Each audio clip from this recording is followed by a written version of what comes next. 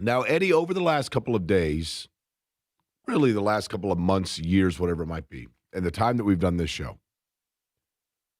we have established some movies that you have not viewed. Now, that's not to throw you under the bus. There are plenty of movies I have not seen that people can't believe I haven't seen them, right?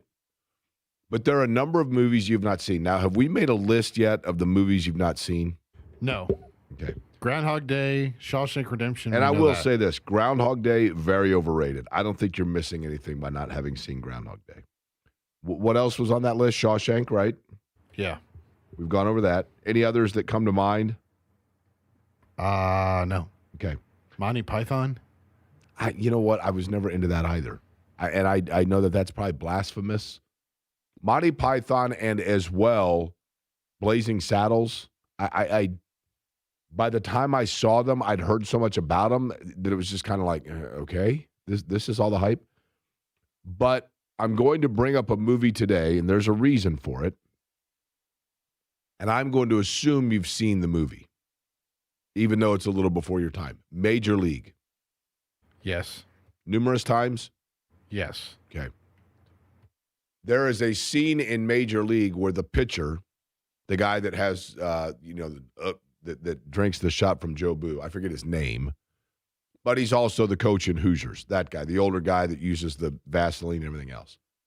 He's getting rocked in a game. He's pitched well, but he's getting rocked. And Lou goes out, the manager, and he says, I think I got one more in me. And he says, let's go ahead and bring in the righty. And they pull him out, and he's pleading his case. And they're like, you've hit your limit. We're going to replace you. There's part of me, and I don't feel bad. I have no, illness symptoms.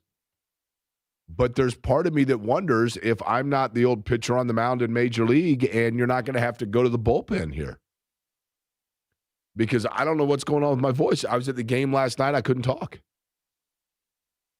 Do you have any idea what's going on? Are you putting something in the water around here, Eddie? No, I'm not. Not that I know of. You're staring at the computer. Yeah.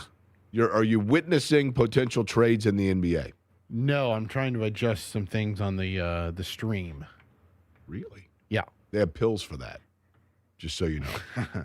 You know what I mean? I do know what you mean. That has a completely different connotation once you turn 50. I can tell you that.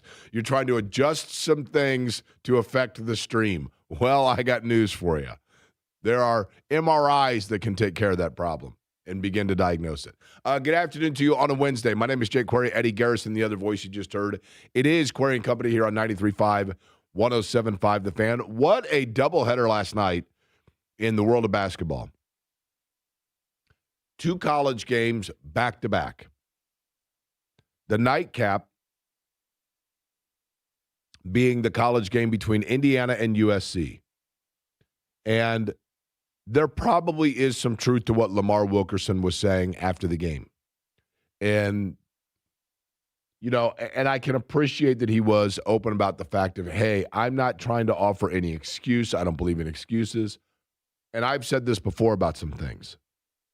It's not about excuse, it's explanation. There is a difference. And what he was saying was, I'm not offering this as an excuse, but rather I'm saying it is a tough trip to go out west, even though you do adjust your body after a while.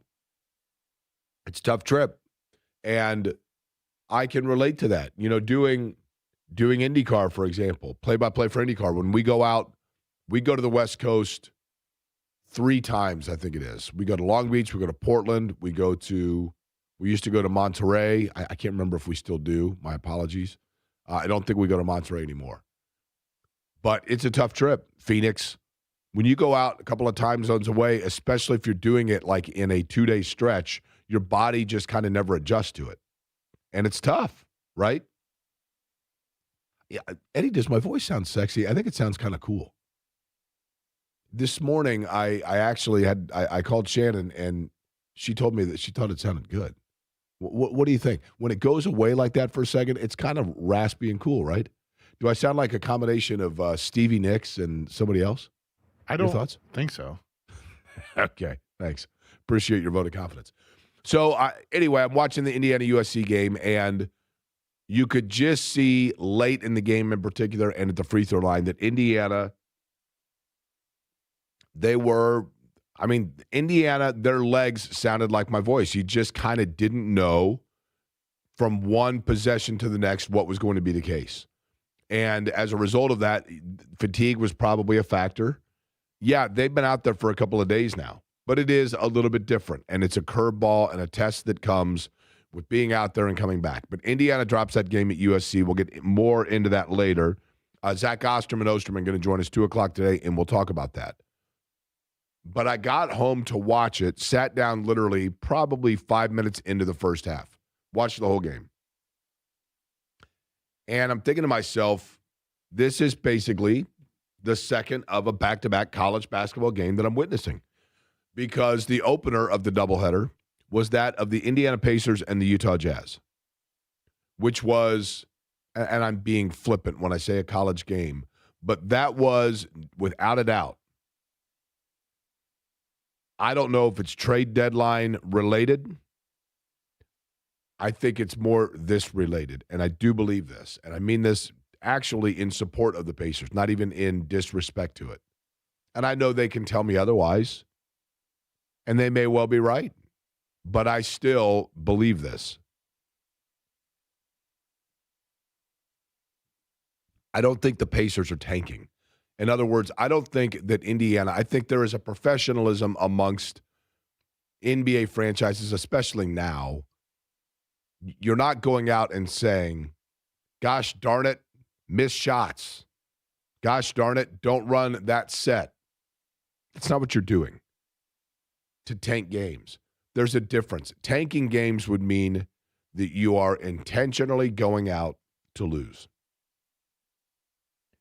Tanking games would mean that you are not putting the best intentionally game plan out there.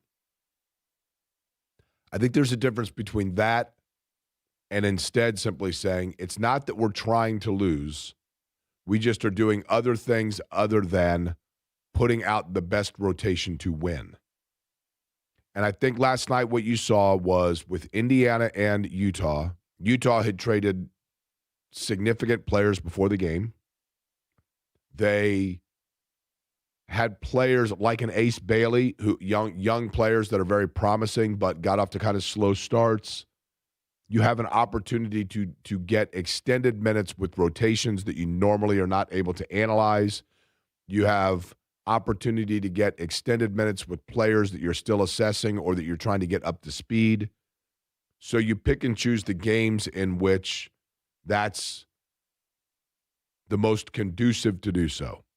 And I think both the Pacers and Jazz last night looked at the roster that they were going up against, looked at everything else and said, okay, here's a chance to put out a roster we would normally not put out. And yeah, we'll be competitive, but it's more about just seeing who's out there and what they're doing.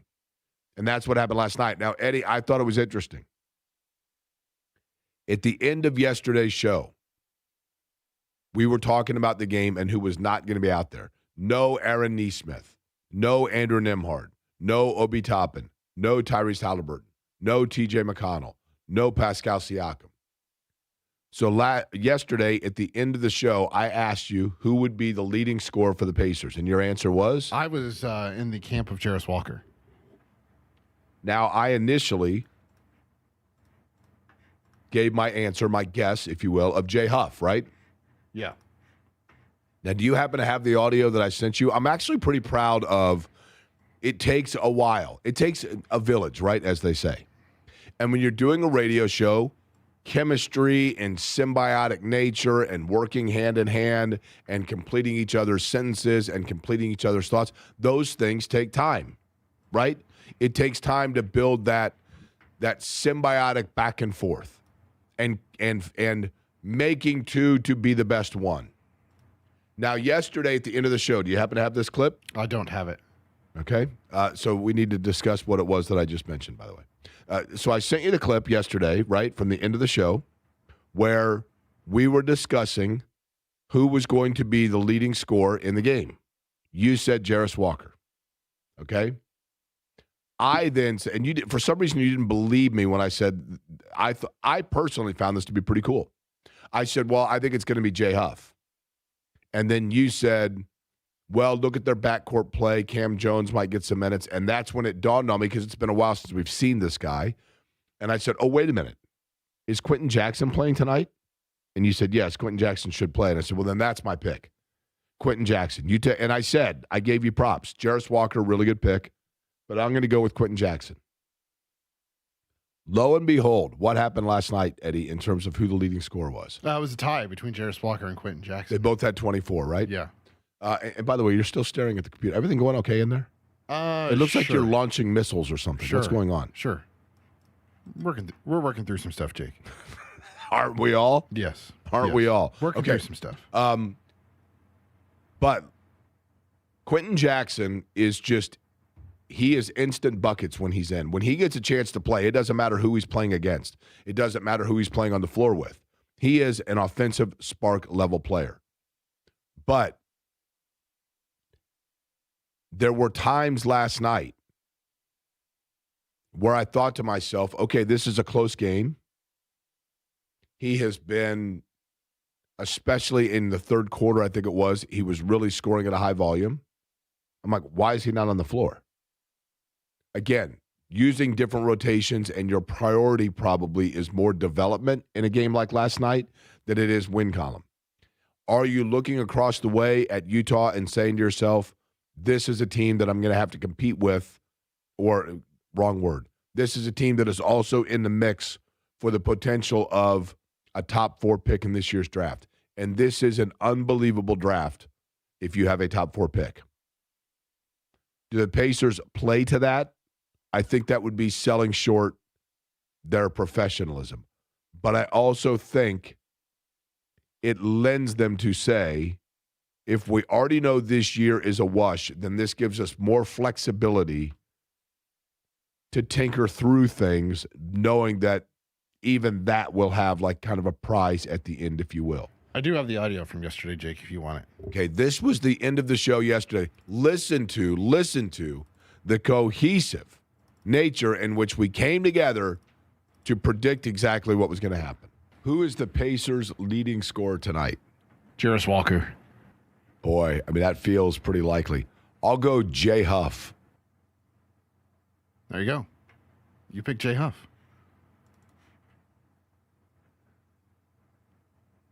Okay, Eddie. You pick Jay Huff. No, you can play the rest of that. I don't have any more. That's all I got. Oh, okay. Well, I'll play it off my phone, which is great radio. You ready? No, it's not great radio. Yeah, it is. I mean, I don't think people can hear that, Jake. I was pretty impressed last night with Jarris Walker. You know, I would agree. Straight in the offense. Yeah, he was pretty good. Here is from last night. What are you talking about? I can't hear that. I can't hear that, Jake. We said Nimhard out. Okay, so yeah, I can't hear that. Yeah. I can't hear that. Boy, I mean, that feels pretty likely. I'll go Jay Huff. See, there you go. Hold on. There you go. That's what you said. You said Jay Huff. Also, okay, Quentin Jackson, is he playing? I would assume Quentin Jackson's playing. Okay, Quentin Jackson, that's my guy. Okay. Quentin Jackson going for 23 tonight, leading scorer. Okay, so he went for 24, so too did Jarris Walker. Yeah, I see- did think Walker looked good last night. Yeah, Jake. You have had an obsession lately with making some AI videos that you keep sending me from time to time, and I think that's one of those because I don't have that on my file over here. Well, I got news for you. There were several people last night that heard it because they're like, whoa, you guys both predicted the leading score, and they both had 24. But the real story is this, Eddie. The real story is this is the eve of the trade deadline, and that leads you to wonder what happens from a trade standpoint. And when you don't have, in particular, Mathurin playing last night, you begin to wonder if we have seen the last game at Gainbridge Fieldhouse as a Pacer for Benedict Mathurin. And I know, and that was the big buzz last night. I mean, everyone at the arena, everyone was talking about is what's going to happen with Benedict Mathurin. Is Benedict Mathurin going to be traded? What are they going to do with Benedict Mathurin? It's just the end for Benedict Mathurin, on and on and on. And I know that we've said this a lot. I don't think that that is an indictment on Benedict Mathurin. I don't think it's an indictment on his style of play or his level of play. I think it is simply a matter of his style and what they need right now. It's not that they couldn't win with Benedict Mathurin moving forward. It's not that Benedict Mathurin couldn't be an important piece for them. It is rather the fact that they have a glaring void in the center position. And I think Jay Huff has really evolved into a pretty good player. And I like a lot of what he does. And I was not sold on him in the beginning at all in any way, shape, or form. At all. I thought when I first saw him for the first probably 10 games that Jay Huff was playing for the Pacers, I thought, oh boy.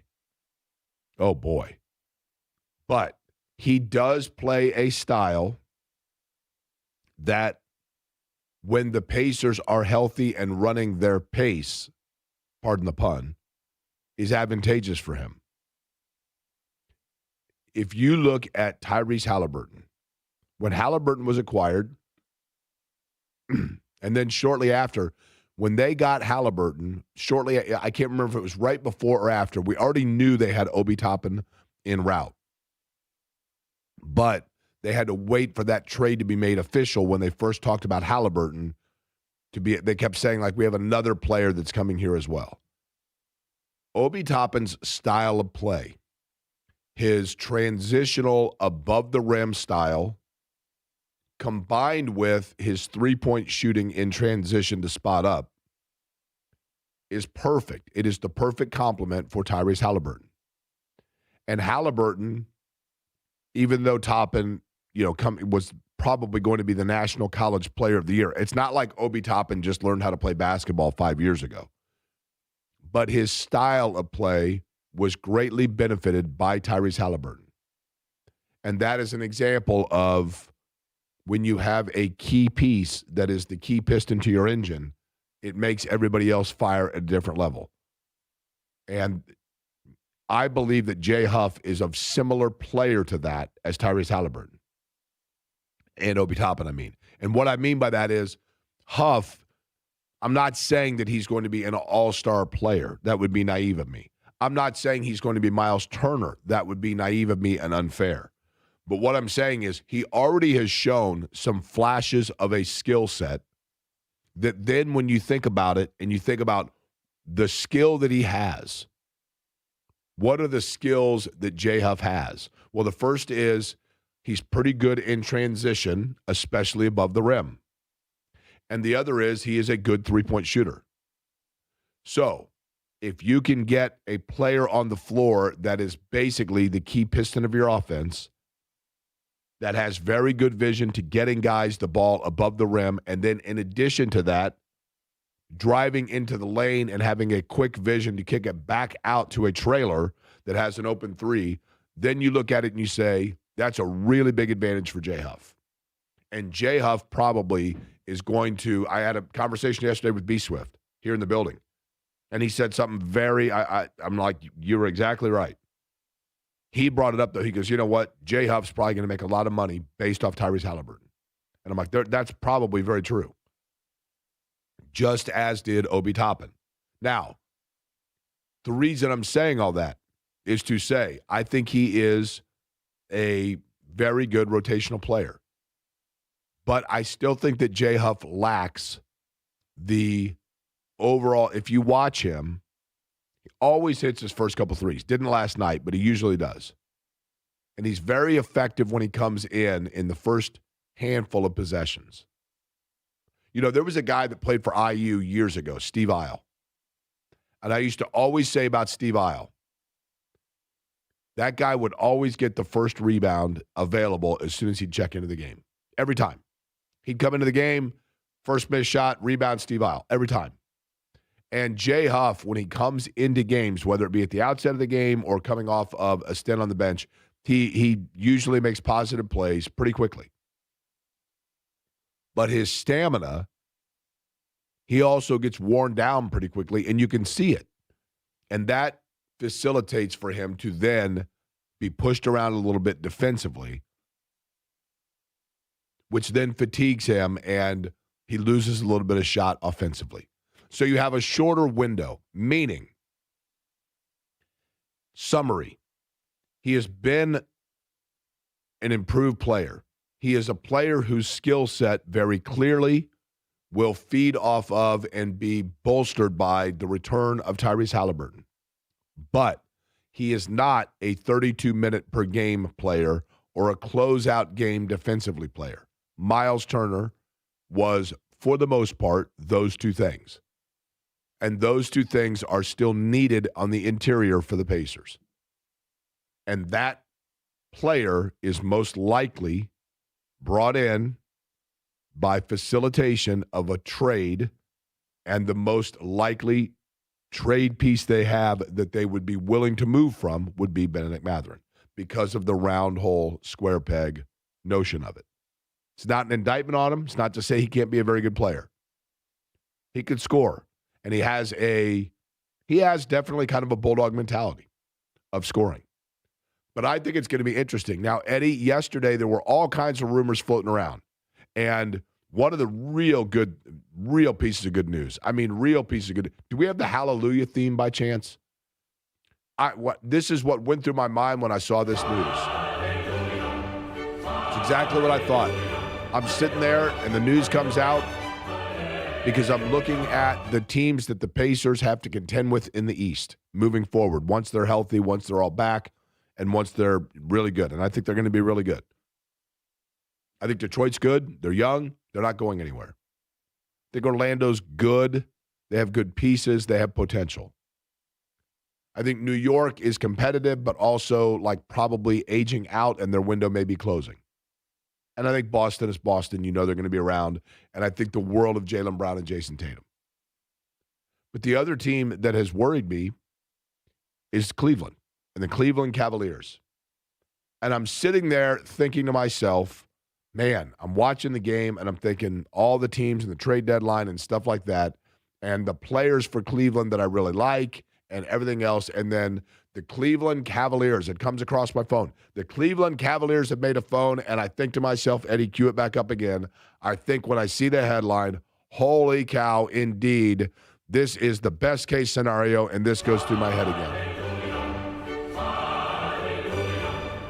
Because there is no faster way to go ahead and just take a team out of contention and put them into the don't need to worry about category than having them add James Harden, right? Cavaliers. When James Harden went to Cleveland, I thought, sweet, check him off the box. Now, Darius Garland has been hurt.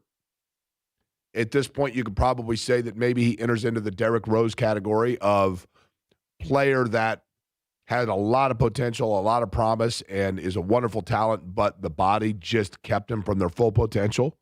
And that's possible.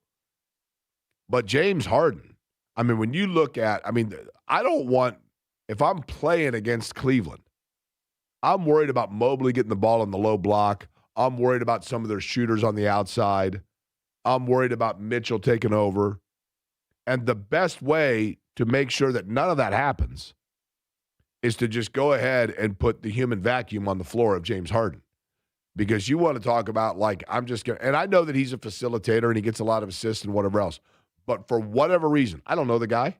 Might be the nicest guy in the world. I have no idea. But for whatever reason, when James Harden goes to teams, all of the expectations come to a stall. Seemingly. He shoots a ton. He guards no one. And he just seems to be the guy that there's always something. It's always something. Everywhere he's been, it's always something.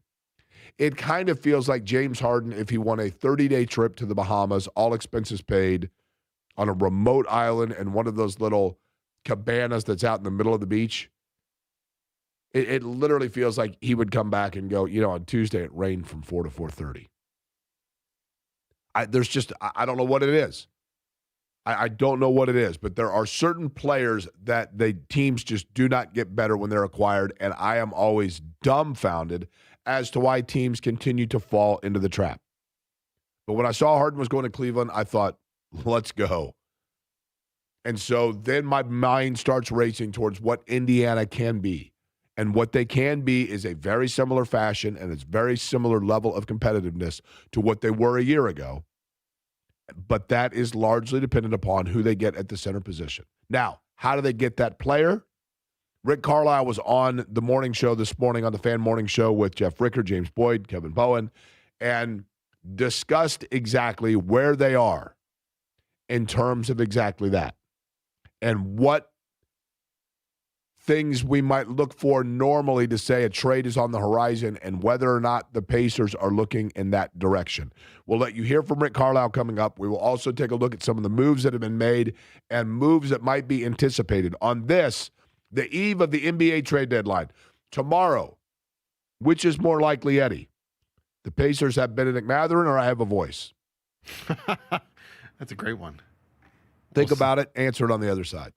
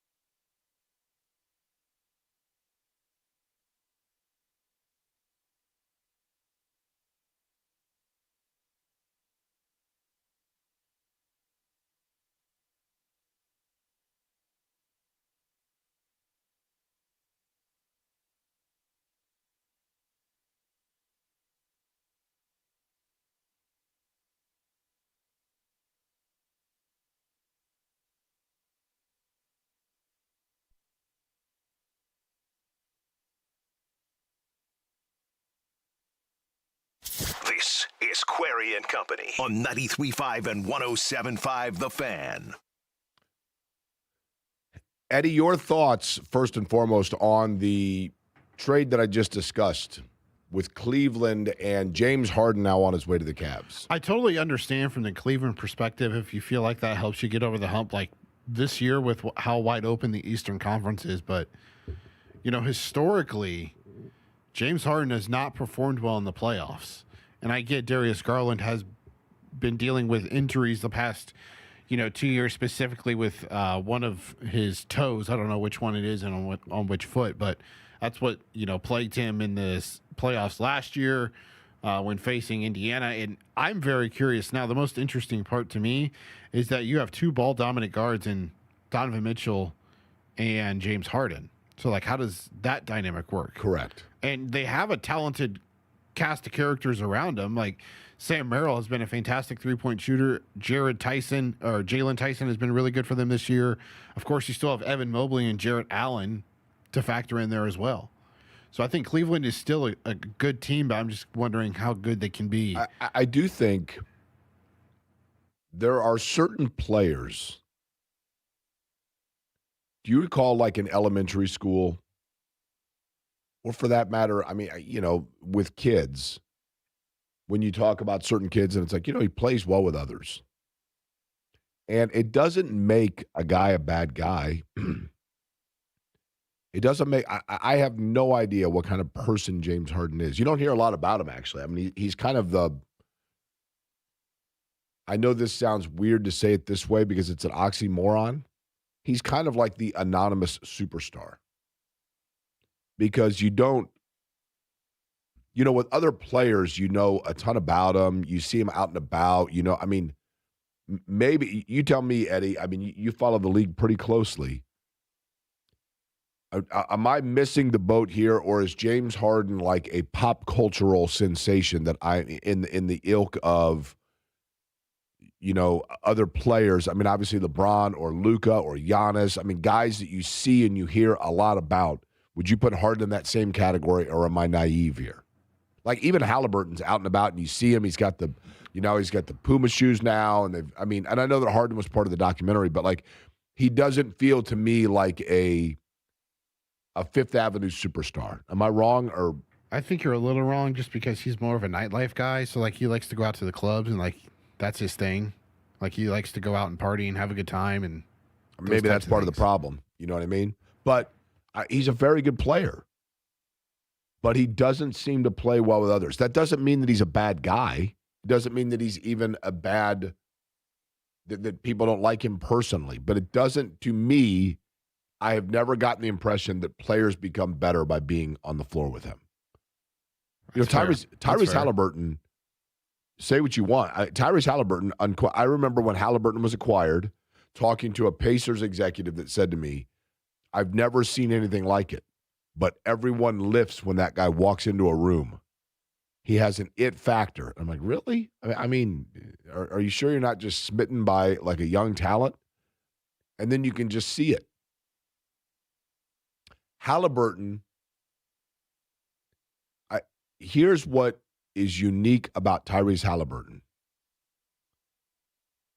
During games, if you go to games at Gainbridge Fieldhouse and they come out and KeyBank does the deal or no deal. It's a little game that they play, a shorter version of it during a timeout. And Halliburton, of course, is not playing. So he's in street clothes and he's behind the huddle, kind of letting Carlisle or Lloyd Pierce or Jenny or whoever, Jim Boylan, do their thing, right? And so Halliburton's kind of behind it, and he usually starts watching the deal or no deal, and he's playing along with the contestant. And now, everybody's kind of caught on to that. So at the game, they'll say, Tyrese, what do you think? Deal or no deal? It's the fact that, and this is what is different. Gainbridge Fieldhouse holds 17,000 people. I'm guesstimating 20,000 people. At an average game on a Wednesday night in December, there are, let's say, 17,000 people in the arena. There are 17,000 people in that arena that feel like they know Tyrese Halliburton. They literally feel like they're friends with Tyrese Halliburton. he doesn't seem like the unapproachable, oh my gosh, holy cow, I'm starstruck aura level fame. And that's what's always been kind of unique about this market. You know, I worked in St. Louis, and Mark McGuire was at his apex. And McGuire, like, you didn't see him out and about town. And when he was out and about, like, literally everyone stopped and people just stared, like, in awe. And yet I've been in this town where I've seen Peyton Manning walk into a restaurant. I've seen Andrew Luck walk into a restaurant. And I watch the way people interact with Halliburton or Reggie Miller. And there's this weird thing in Indianapolis where we see the athletes kind of like, oh, yeah, they're one of us. And that's what we most embrace, right? Is when, like Victor Oladipo eventually ran out his welcome in this town because he acted like he wasn't one of us. He was too big for it. He needed to go to Miami. He needed to go on, promote his album. And people were just like, yeah, enough. And it just, what I'm getting at is Halliburton has an it factor that makes all of his teammates better, but makes them presumably want to play with him and elevate their game because they feel the same thing that everybody in the arena feels, which is just like, yeah, he's just a super happy-go-lucky dude, and that's my guy. And I just don't feel like James Harden brings that to the table. But now, Jake, do you see who's playing tonight on the NBA schedule? Have you seen this? In terms of matchup? Yeah. No. The LA Clippers and the Cleveland Cavaliers. Now, when will he be eligible? I don't know. I don't think the trade's been officially announced yet. That's it. It has to be. Now, which leads to, I have a dumb question. Yes. The trade deadline is tomorrow. Does that mean that the paperwork cannot go through until then, or simply you cannot make a trade until after 4 o'clock or whatever? Because we know about the O.J. Mayo and Josh McRoberts deal that fell through because the Pacers allegedly sent the fax like a minute late, right? Yeah, the paperwork has to be submitted to the league office before 3 o'clock tomorrow. So you could make a trade yesterday could be in effect today, though, right? Yes. Okay. Now, that leads you to wonder, though, are the Pacers in play here? Are there players? There are numerous players.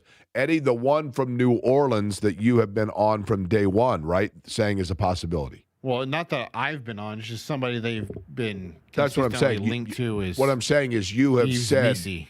You've said about Yves Missy from day one that is a player that you think is worth keeping an eye on whether or not Indiana would have an interest in. Yeah. Right? Yeah, correct. And it sounds like that the Pelicans are wanting a first-round pick, and I don't know if anyone's willing to part with the first-round pick for him. He's a young player. He's 21. Right. And he's athletic. He can run the floor. I watched him pretty closely when they were here. There wasn't anything, but then again, schematically, they weren't running a lot of things for him. But he is one to keep an eye on. There are others, Kessler in Utah that was here last night. Is that somebody they would be willing to move from now that they've got Jaren Jackson in, even though he's a power forward, not a center? Is there a player out there that fits? I've always thought Mark Williams would fit well, but he has had injury history. But Rick Carlisle this morning was asked the question, typically, and let me give you this background real quick. The Pacers historically, and I have no idea if most franchises do this or not, or if it's unique to Indiana. But one of the things that Indiana, at least by precedent, has always done as a franchise is if a player is going to be traded, and you'll hear Kevin Bone reference this, the Pacers typically will let that player know that they are going to be involved in trade discussion. I can tell you that the one player that was never privy to that before being traded, and I think that player actually was hurt by it, was Jalen Rose. When Jalen Rose and Travis Best were traded to Chicago for Brad Miller, Ron Mercer, Ron Artest, and Kevin Ollie. And that originally was going to be a Travis Best for Brad Miller trade.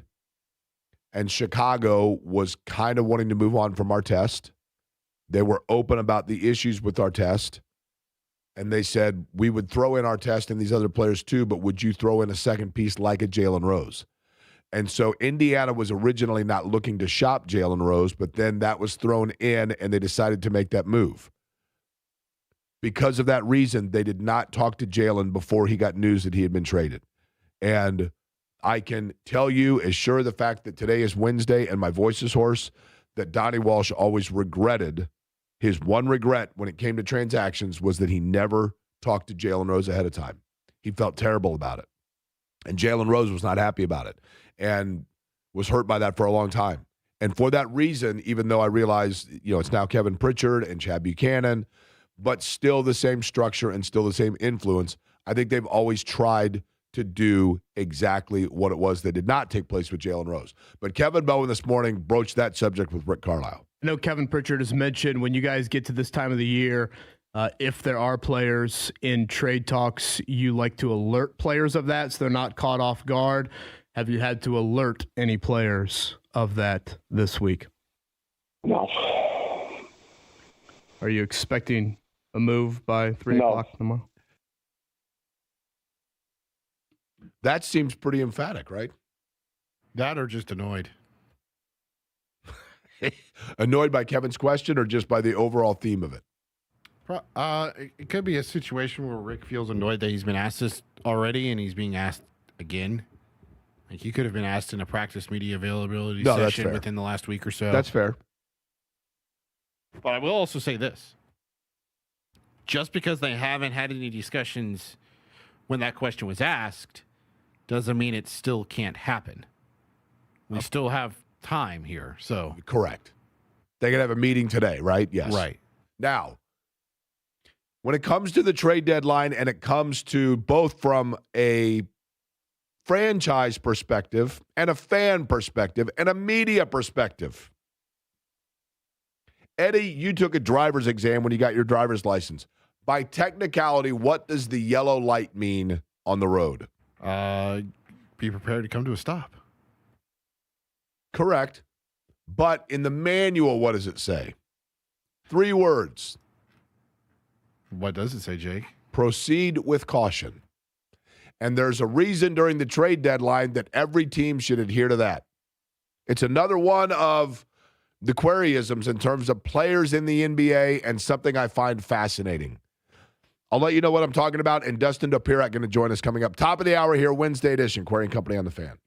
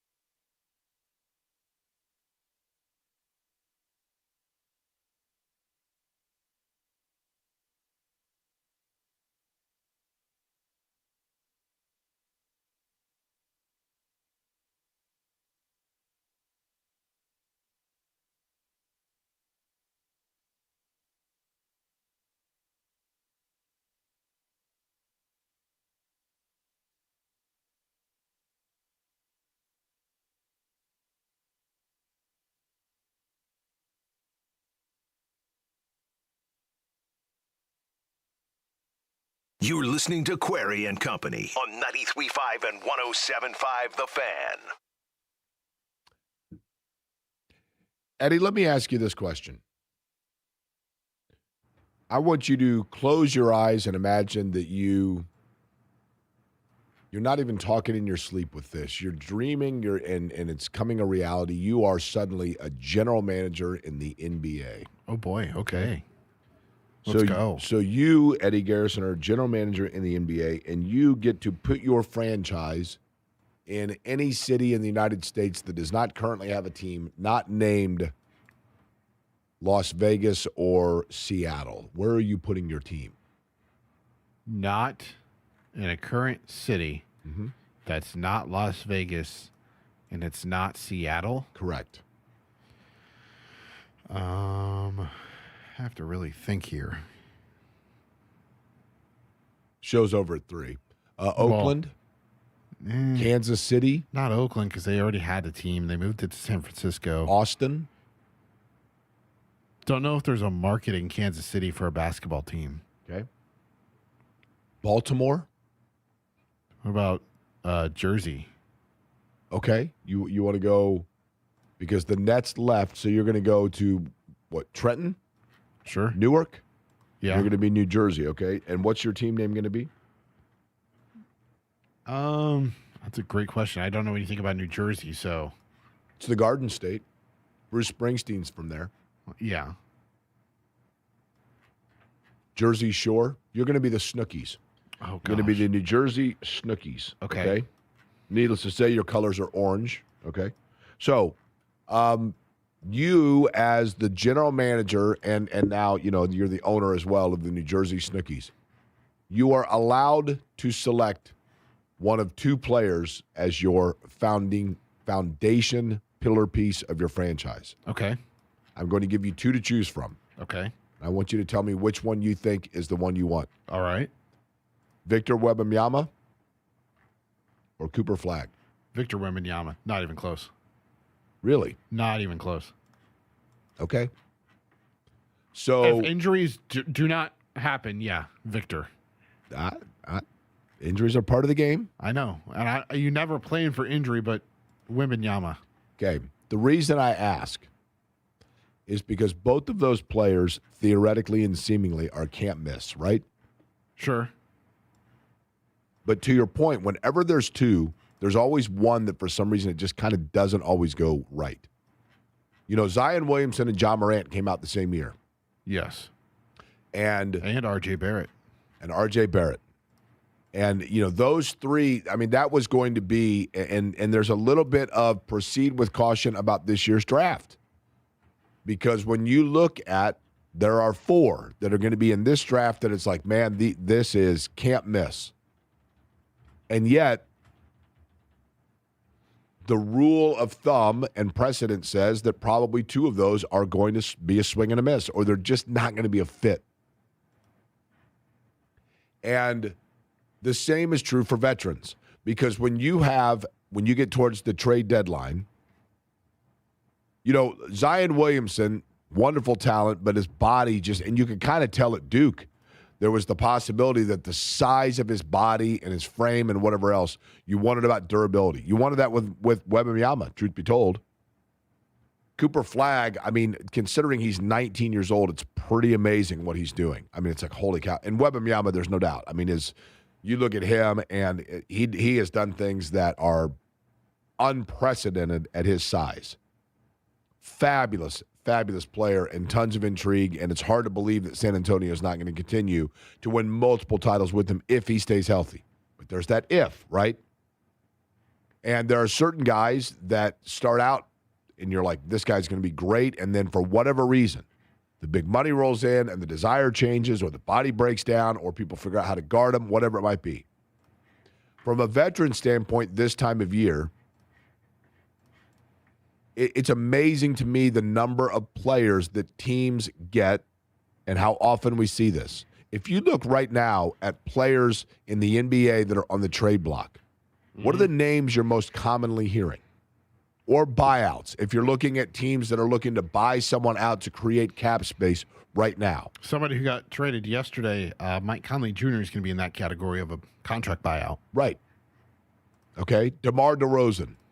There's talks of what are they going to do with DeMar DeRozan? Domantas Sabonis, another name that's being tossed out there in connection with the Toronto Raptors. And these are players that, and Conley's been a great player, but he's older, right? Yeah, oh yeah. But so often when you get players and you get a player, and the reason they're making that kind of money is because at some point you thought, we have to have this guy. We see this every year. There's always players like, we got to get him. We got to get him. Do you remember when the Colts, with Chris Carter's kid, was it Duron Carter? And the Colts got into like a bidding war for the services of Duron Carter out of the Canadian Football League. And literally people were like on pins and needles. Who's going to get Duron Carter? Who's going to get Duron? And the Colts ended up signing. This is huge. Guy never made it out of camp. I remember Mark Teixeira when he was a free agent in baseball. And literally, ESPN was doing a ticker on where's Teixeira, what's the latest today, where is he going to end up, countdown to when we know where he's going to go. He's an okay player, but oftentimes players get these big deals or teams get overzealous because they fall in love with and convince themselves that this is the missing link, this is the missing piece. And they then overextend, and before you know it, like 3 years later, they're begging anybody to take them off their hands.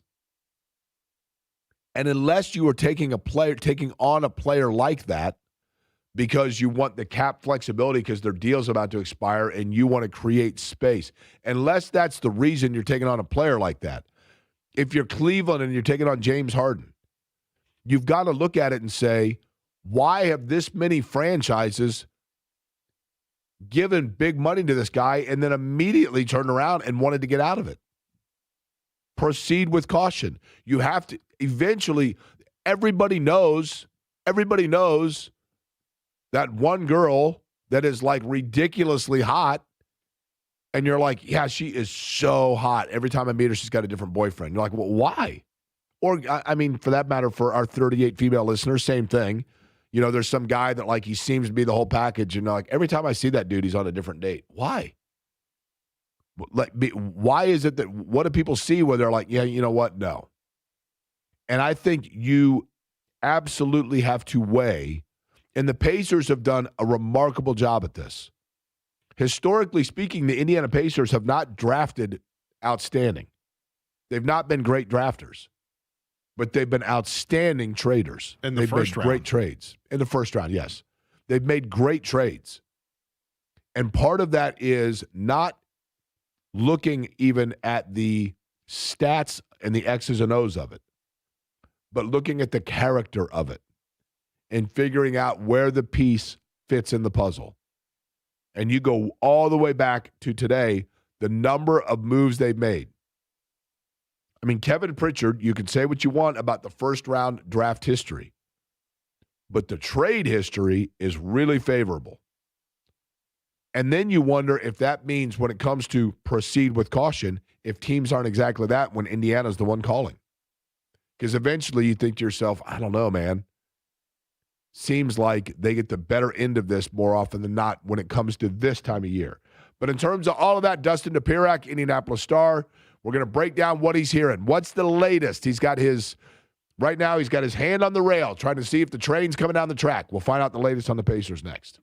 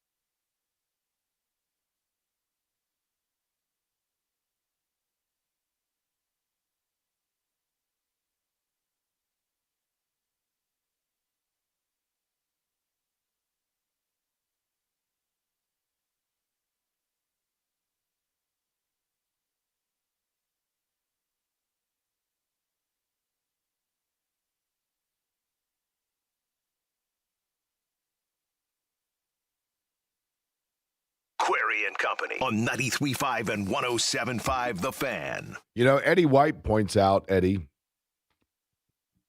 that your team should be the Jersey Johnnies. It's hard to argue that, right? That's a good one. It's really good. That's a good point. I don't know why he didn't text me that. So if they're the Jersey Johnnies, needless to say, the colors are red, white, and blue, He right? did. Yeah, that's right. He did text me and said Nashville. Yeah, Nashville's good too.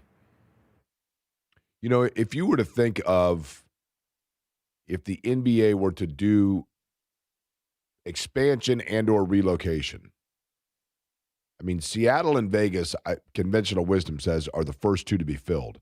After that, I would think Nashville, right? Yeah, perhaps. Perhaps. I mean, you'd have schedule conflicts perhaps with. Where would they put a stadium? Is the other question. I think they'd play at Bridgestone, right? Where isn't that what it's called? Where the Predators play, right there on Broadway. But then it becomes a question of matching the dates, and I bet that's not unprecedented. I mean, there has to be the Knicks and the Rangers share Madison Square Garden. I was going to say, I mean, don't the Flyers and the Sixers the share? Blackhawks and the Bulls share right the same arena? So you have that in play for sure. Joining us now, by the way, Java House Peel and Port Guest Line. He is from the Indianapolis Star. He is our friend Dustin Dopirak. Thank you, Eddie. Joining us. Hi, Dustin. How are you? Doing well, Jack. How about yourself? Hi, Eddie. I've got like an MIA on my voice, but other than that, I'm okay. I'm Dustin. I'm not even sick. I don't know what it is. I just talk so much, I guess, right? I mean, you would think that would get you over time, considering it is your job. Here's the thing. I think probably most people in Indianapolis are totally fine with the fact that my voice might be waning a little bit, if you really would like to know the truth. Okay, Dustin, we'll begin with this. If the NBA commissioner calls you, says we're going to give you a franchise, you cannot put it in Seattle, Las Vegas, Nashville's now off the board. Where are you putting Dustin's team? I mean, I would put it in Pittsburgh, but that's just me. That's good. Okay. That's not even me saying it's going to work. That's just if I had the kind of money to buy one, that's where I would put it because that's where I'm from. Are they going to be the Pipers? What's that? The Pittsburgh Pipers? Yeah, we bring it back. We bring it back. We go with the ABA stuff, and stick with that. I think the last one they had a CBA team that was the Pittsburgh Piranhas. Actually, did pretty good for a year, if I recall correctly. But so anything with the P works. I think we go. It got to be black and gold, right? Right. Yeah, of course. I mean, you have to stick with it. That's how it has to operate. The entire city's got to go under that code. All right. There's no other way. What are you hearing? Trade deadline. Let's begin with what you're hearing, and maybe even we'll go outside Benedict Mathurin. Are there any other players on the Pacers roster that you kind of raise an eyebrow and say, it wouldn't surprise me if their name percolates a little bit here? Yeah, I mean, I think it all depends on how big they want to swing. Like, I don't think they're trying to move anybody else. They're certainly not you don't look at it and say, well, okay, you got to move off from that guy. Matherin's the only one that you look at and say, well, you might have to make a move here because otherwise you might lose him for nothing. Everybody else you have the opportunity to keep. Nemhard was the other guy in that class, and he's already signed to an extension. So I mean, I could still see Walker going. I could still see an Isaiah Jackson going, but I think in those cases, it's more a case of you're swinging big and you've got to put a package together that works. I mean, I think they're thrilled with the way Jarris Walker's playing. I think Rick Carlisle is over the moon with what he's got out of him in the last 3 weeks. Just the force he's playing with has been what they've been waiting for the entire time. I take him really seriously when he says this is what, I think his quote was, this is what we envisioned when we drafted him. And I think that changes their view of him entirely, and it happened in just a few weeks because I think that was what they were waiting to see. But if you want to go get a $20 million center, if you have the interest in a Nick Claxton or somebody like that, you've got to include some salaries in there. You've got to include some players that are going to be enticing, and Walker would have to be one of those guys. I think if, you have to also – I don't think he's playing so well that you wouldn't think about shipping him off if you've got a big target. Now, you're not – you haven't seen their name pipe up with targets like that in a while. I mean, the last center you saw, I think, was Yves Missy, and they actually had to include something to get Mathurin. Basically, they would have to include somebody else because Mathurin makes about $9 million, and Messi is like 2 or 3, somewhere in that range. So the Pelicans would have to put somebody else in there, and so Walker is way out of scale there. So yeah, I think you saw today Jake Fisher is reporting that there's been some talks about Mathurin and Ayu Dosunmu, but that was sort of stuff he was seeing before what Chicago did yesterday, bringing in Simons and Jaden Ivey. So I'm not sure if they still have interest in a player like Mathurin or not, or if they just be okay with Ayu, or they'd be looking to move Ayu for something else that gives them more sort of positional balance. But yeah, no, I mean, I think anybody else that they would move, it wouldn't be because they want to get rid of moves, because if you need to swing big, you need to include the salaries. Do you believe, Dustin, that Ben Mathurin is a player the Pacers could move on from? Because which would you say is the more likely answer?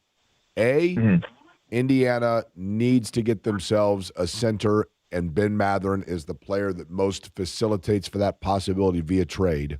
Or B, they have seen enough body of work from Ben Mathurin to know, while he is a very good player, he is simply a player that does not fit into the scheme they play. Which is the more likely reason he would be on deadline potential trade?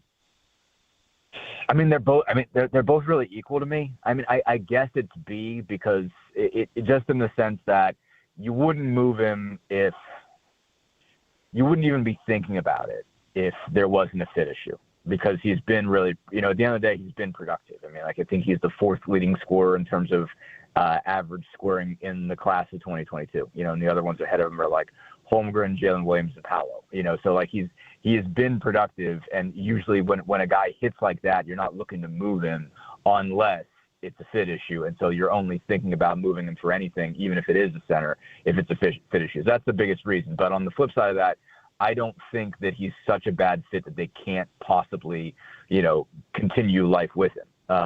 It's just, I think you have to imagine that there's better offers for him out there, that there's a better situation for him out there, that he would have to consider, in restricted free agency.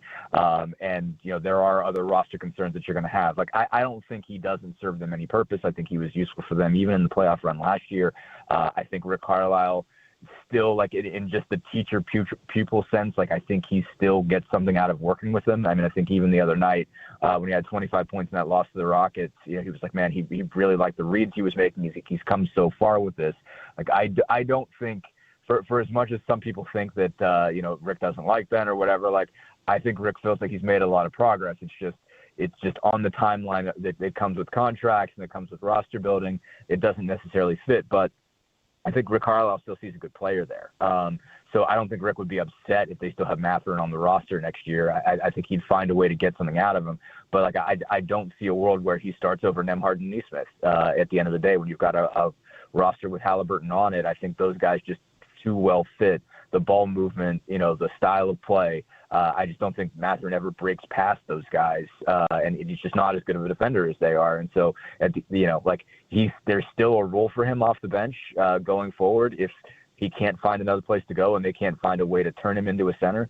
But if he gets stuck, I think he can be useful on that team still. We saw what happened, Dustin, eventually with Miles Turner.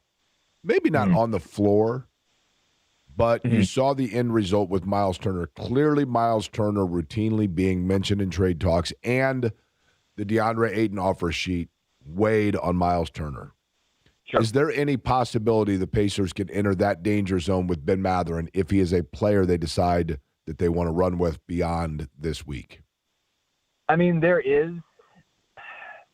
sort of. I mean, I think what you would look back and say there, though, is that, like, yes, it weighed on Miles Turner, but when they brought Halliburton back, and the rumors, for the most part went away. Like, I mean, like, you still saw it every year, but like some of it wasn't as serious as it was in that first season where he and Halliburton really played together, like going into 22, 23. When they did the extension later that year, that took a whole lot of weight off, and I think Turner played with that weight off of him until they went another direction. I think really going into free agency, I think he really thought he was going to stay. At least that's how he's described it. He bought in at that point really, and you saw a better version of Miles Turner. you would have to. I think you would have to do something that indicates that you want to have him around for a long term, and you think that he fits. So if you never give him the indication otherwise, then yeah, you could run into that. But I mean, they did, over the course of that, especially with that extension, say, hey, we think you're the center that fits this point guard. They would have to indicate to Mathurin somehow, we think you fit a team with Ty on it, and there have been a lot of indications that they don't. So that you could run into that more because I think there's always been that idea out there, like you have to be this other player if you're going to play with Ty, and you haven't proven it yet. Do you think when you look at Jay Huff that the Pacers say to themselves, you know what, if that's who we've got to go with in 2 years as our starting center, cool, yeah, we're cool with that? Or are they thinking to themselves, eesh, nice piece, but we've got to upgrade that in terms of a starter and a long-minute guy? Yeah, the second. I mean, I think they do see value there, and I would say the way that Jay Huff has changed the dynamic is that they can see a world where they would get a center who doesn't shoot threes and start him, and be able to bring Huff as a spacer, a stretch five off the bench. That I think is where he is. He has shown value and changed the way they look at things. He can block shots. He can shoot threes. He can run the floor reasonably well, and obviously the dunks are fun. But I think they look at it and say, okay, well, if we need, we could get a lob guy, rim protector, rebounder, and put him at, have him as the starter. I think they do think they have to upgrade that position. I think, you saw him try to guard Sengun the other night, and it was just brutal, and I feel bad saying this. Jay Huff is like the nicest guy, and so I don't want to hate on him too much just because he's a good dude, but he just could not. Well, Dustin, I feel like he has. I mentioned this earlier. Offensively speaking, he has skill set that I think really does and could really feed well off Tyrese Halliburton, but at the same time, stamina and strength seem to be a defensive liability. Is that fair? Yeah. Yeah. It's just, he's, when he's just muscled up guys, not even muscled up guys. I mean, just a Sengun, just a physical 5-man is pushing him around, on the block, just like on the glass and defensively. Just, Sengun was just able to move him. And he's not quick enough to make up for that either. It's not like, okay, well, what he lacks in just bulk strength, he makes up in speed and sort of side to side, lateral quickness. No, he's just not staying in front of those guys, that are really driving at him and have really good spin moves and stuff like that. Again, he's good at getting to a rim protective state, I guess, and being able to block shots, and that matters. I mean, being able to rim protect matters. But just, when he's got to go man up with somebody, it just doesn't have the muscle to hang in there. And, that's what they're going to need against a guy like a Sengun or a guy like, a Giannis or anybody, any of the real big guys he's going to have trouble with. And so if you can't play him for 10 minutes in those games, he can't be your everyday starter. Again, there's use for him. I mean, I think there's a world where they can keep Jackson and keep Huff and have a better starter in that group, and all of those guys can have a role. But I don't think if you can't trust him to guard, the top 5 men, you clearly need an upgrade if you want to win a championship. And that's the thing too. It's you're not talking about this. Can you run out 5 guys and play a basketball game? You need, if you need to hit the expectations that are going to be there starting next year, you have to have an upgrade. Dustin Dopirak of the Indianapolis Star joins us, Java House Peel and Pour guest line. Dustin, I want to go back to that report you discussed earlier with Jake Fisher. Why would Indiana look into a guy like Ayo Dosunmu when they have Tyrese Halliburton, they have TJ McConnell, and they have Andrew Nembhard? Why would they need another point guard? I mean, I think you play Ayo off the ball. I think that's one thing. I mean, they like having 2 point guards, 2 potential ball handlers on the floor. That's a big Rick Carlisle thing. And, you could play him as a combo. I mean, you can absolutely run him as a 2. He's big enough. He can defend. He can slash and score and that kind of stuff. I don't think that's I don't think you're too redundant there, basically. And it's again, I think Ayu's got some capabilities of doing some things that a McConnell doesn't have. But I think you could put if you have McConnell and Ayu as your second, your second unit backcourt, that's not a problem. I don't think. I don't think you can't play those 2 guys together. So I don't think he's so redundant that he causes you an issue. I don't think you can on to flip that, like, I don't think you can draft the Kingston Flemings out of Houston, to add to that group. Like, I don't think you want a pure point guard or smaller point guard, but I think a guy who's a little bit bigger that's a combo, I don't think you run into the same kind of problem there. The other thing that you have to factor in, Dustin, and you tell me if this is me overthinking it, which is a high possibility. Sometimes trades happen, and Bruce Brown comes to mind. And I can't remember if they had signed Bruce Brown or traded for Bruce Brown. But sometimes acquisitions happen, and they seem very peculiar, and what you don't factor in is that is the first of a two-step process. Yes. Is that possible here? The Bruce Brown thing is perfect because it was an overpay, and they had to overpay to get to the floor. That's the other thing is that, like, that's a big reason why it worked out that it was the Pacers in the first place. Like, they didn't need backcourt help that much, but I think they did want an experienced guy. They did want a little bit better defense on that. But, the reason that works is you overpay Bruce Brown. You've got $22 million that you could put in a trade, and they were able to hold out on that deal until Toronto was really ready to break it up. Then having a guy that made $22 million went a whole long way in acquiring Siakam. Just being able to do that in terms of the money. That's absolutely a thing that can happen, is that you might acquire somebody and be able to move him for somebody else and sort of change that piece. And you might not be able to do it before you get that piece. So Bruce Brown is the classic example of, there was a little bit of, okay, what are you doing? Like, why is he worth $45 million over 2 years? It's like, well, they were able to move off of him in half a season. Once you got past the January 15th or I guess December 15th, signing deadline, you could look to move that piece. And, they didn't have really a package they could have put together for Siakam that summer that would have made sense. But with Brown, especially once Toronto was one step further in we definitely got to blow this up process, it worked. Let me give you a question, Dustin. Dustin Dopirak is our guest, Java House Peel and Port Guest Line. He's with the Indianapolis Star. Something I thought about last night, and it has nothing to do with the trade deadline, but when he has had to play, more often than not, Quentin Jackson is a very offensively competent player. He's like instant buckets. He can score quickly. He can score. He doesn't need a lot of warm-up time to get going. And I don't know the answer to this, and I don't know if you have talked to Rick Carlisle or Kevin Pritchard or any of them about this.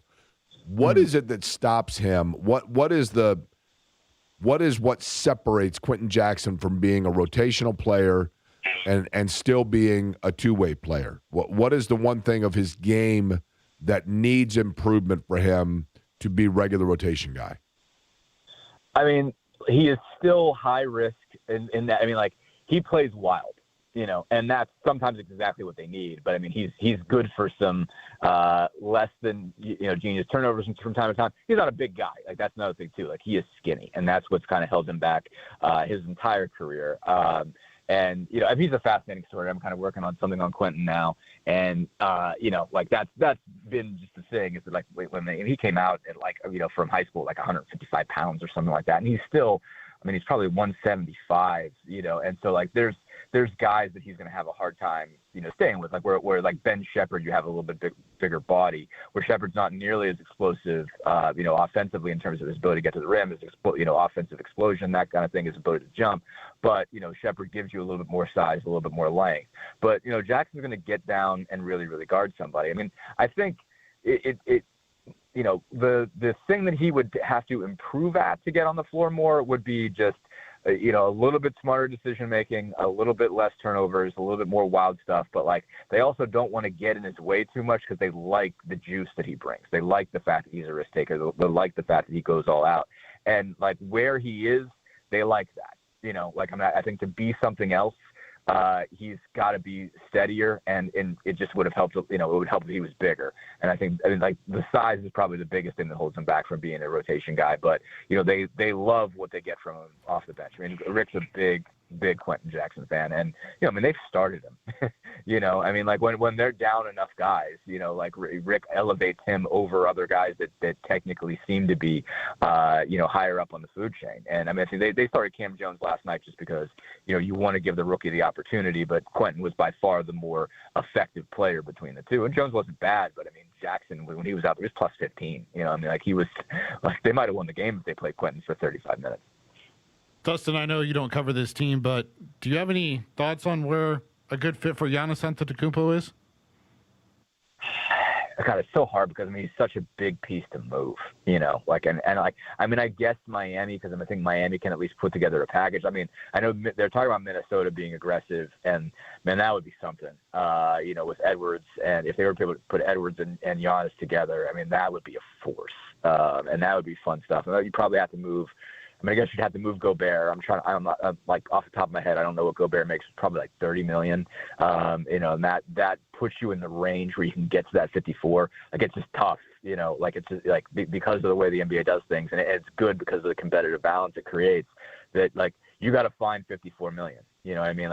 Somebody sent an email to Greg Doyle and that Greg released his column with today, and he's like, well, what if they traded the first, that top pick? Wouldn't that be interesting?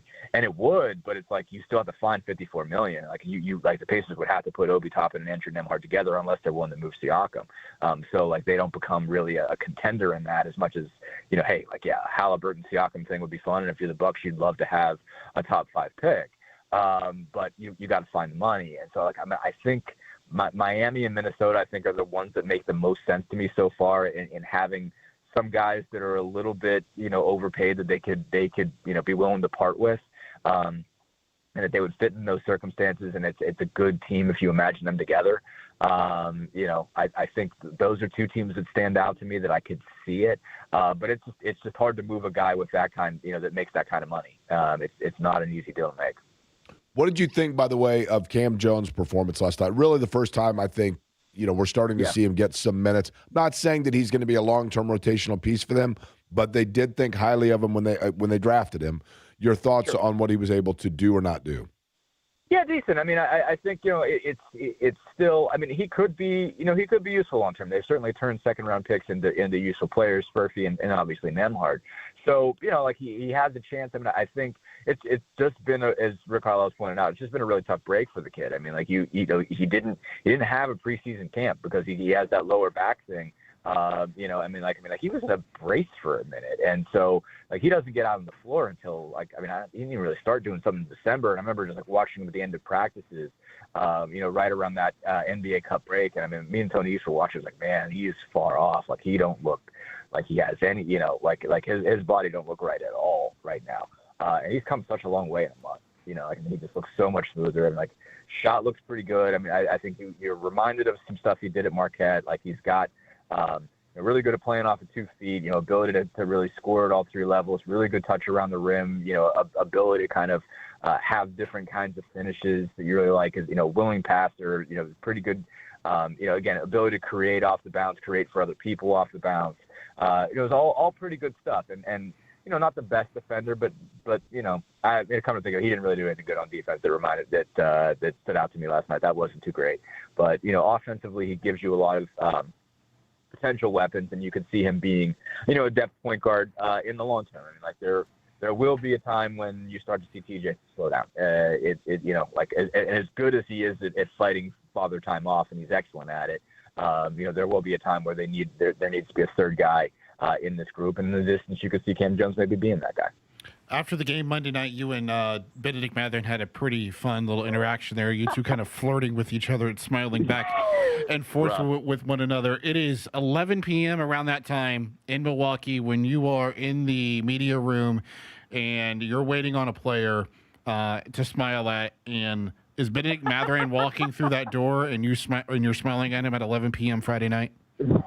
You're killing me, Eddie. You're killing me.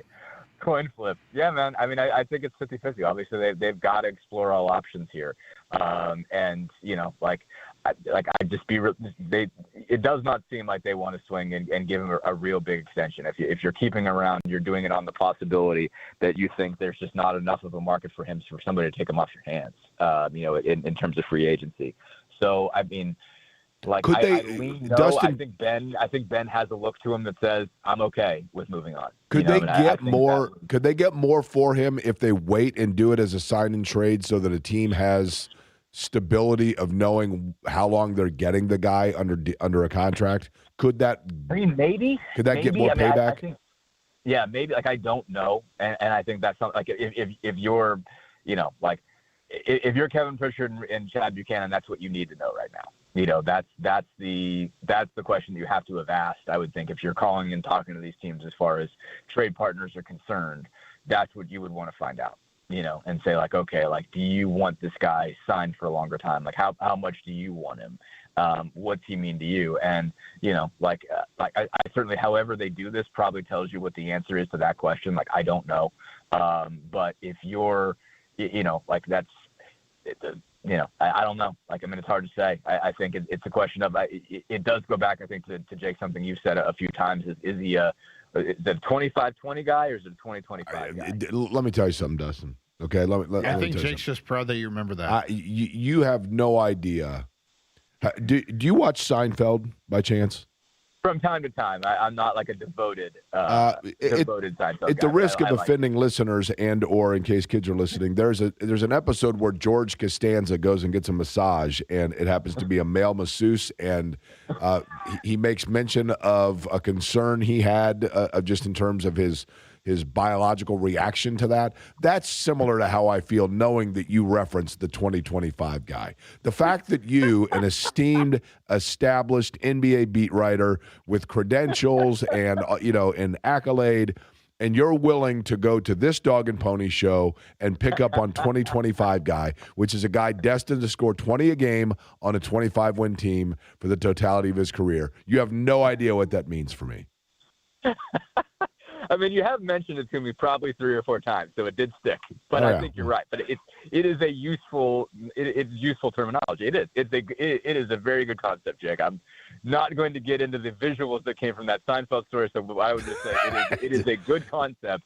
It is a good concept, and it is one that you should keep out there because there are guys like that it's like, okay, like that guy can score anywhere, but does he help you win?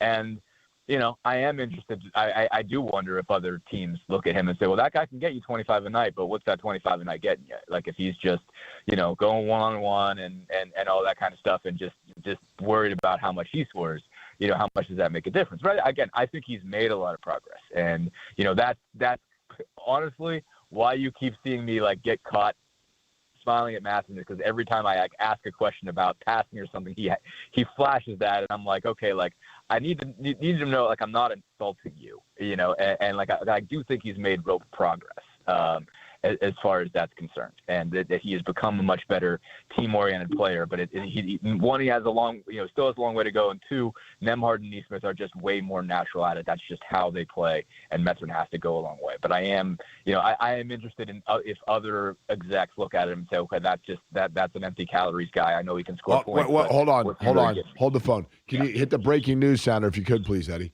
Hit the breaking news sounder. Dustin just used the term, I kid you not, that I was about to say, the other one that I coined. Now, I don't know, Dustin, maybe it's the Beta Meinhof phenomenon. I thought I coined empty calories guy. And the fact that you just used it there means, once again, I've crept into your subconscious there. Maybe I subconsciously got it from you, but empty calories guy, also a beautiful term, and I'm going to rip credit for that if I can. Go ahead. Yes. Empty calories guy, Eddie. You've heard me mention it, right? That's the next one that I'm all on the train. We're retiring 2025 guy, all in on empty calories guys, right? And Dustin's going to use all of them. Dustin, I appreciate the time as always, man. Absolutely. Thanks for having me. Dustin Dopirak from the Indianapolis Star, the Indiana Pacers beat writer, Java House, Peel, and Poor Guest Line. We come back.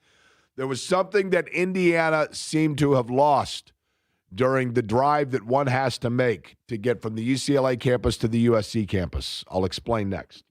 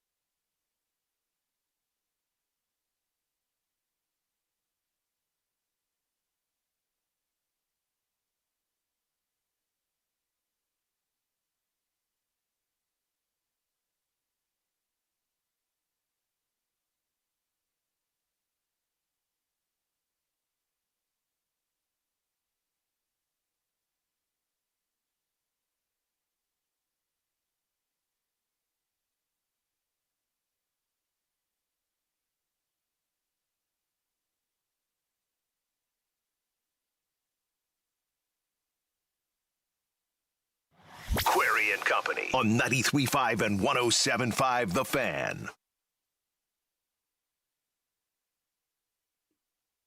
By the way, my buddy Pat Dyer, who runs the lounge up at the Keystone Arts Cinema up at the Fashion Mall, big Seinfeld fan, and he just said, hey, Jake, your ability to reference the George scene in Seinfeld while keeping it clean for radio was an excellent use of QR. QR. Again, last night I was at the Pacer game. I was going to get a bottled water, and I passed Eddie Gill. We just gave the, what's up? What's up? Then as I walked past, he goes, oh, QR. And you could tell a number of people in the area acknowledged it because they understood the QR, the code in which we were speaking. No. Also, by the way, before we get into IU last night. Did you have fun with Derek last night? The game was entertaining. Derek Schultz did accompany me, yes. He did make comment because Derek, never pleased, right? Derek did mention when I picked him up, he said, oh, okay, so you finally invite me to a game and it happens to be the most meaningless and worst matchup in the history of the Pacers in the NBA. And I said, okay, you know what I mean?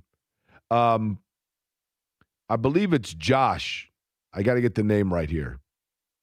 Eric, excuse me. Hey, Jake, Eric from Fishers.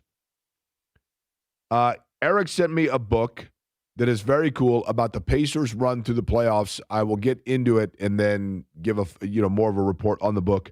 But I received it today when I came into work. The book about the Pacers' playoff run, and it's basically the Pacers' playoff run via his photos. And it's cool because it really does do a good job of expressing and reliving the magic of that run for this city and as a Pacer fan. So I look forward to looking at that, Eric, and I appreciate it. I did get it. He says, I'm also working with my 10-year-old son to get the QR movement going at his school. The teachers are going to be thrilled. See, Derek? It's a thing, I'm telling you. No, it's not. But I can tell you what is a thing, Jake. If you text the word home, HOME, to 317-239-1070, you will be put into a grouping of people with a chance to win a 4-pack of tickets to the Suburban Indie Home Show that is on this weekend, actually, February 6th through the 8th at Grant Park. If you text home, HOME, to 317-239-1070, you will be entered into a drawing for a 4-pack of tickets. Home is essentially, that's the code word to try to win, right? Sure. When you speak in that sort of code, it's QR. See, the kids like the 6-7, but QR is where it's going now. That's the new thing. You say to your friends, oh, we're talking QR. That means you're talking in code, and they love it. Kids love it.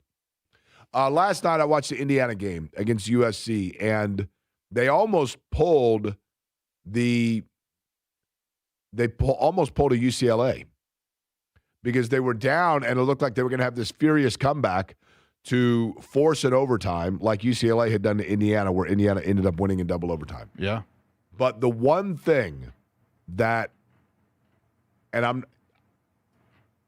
you have to be careful in sport and in basketball to not get swept up in anomaly.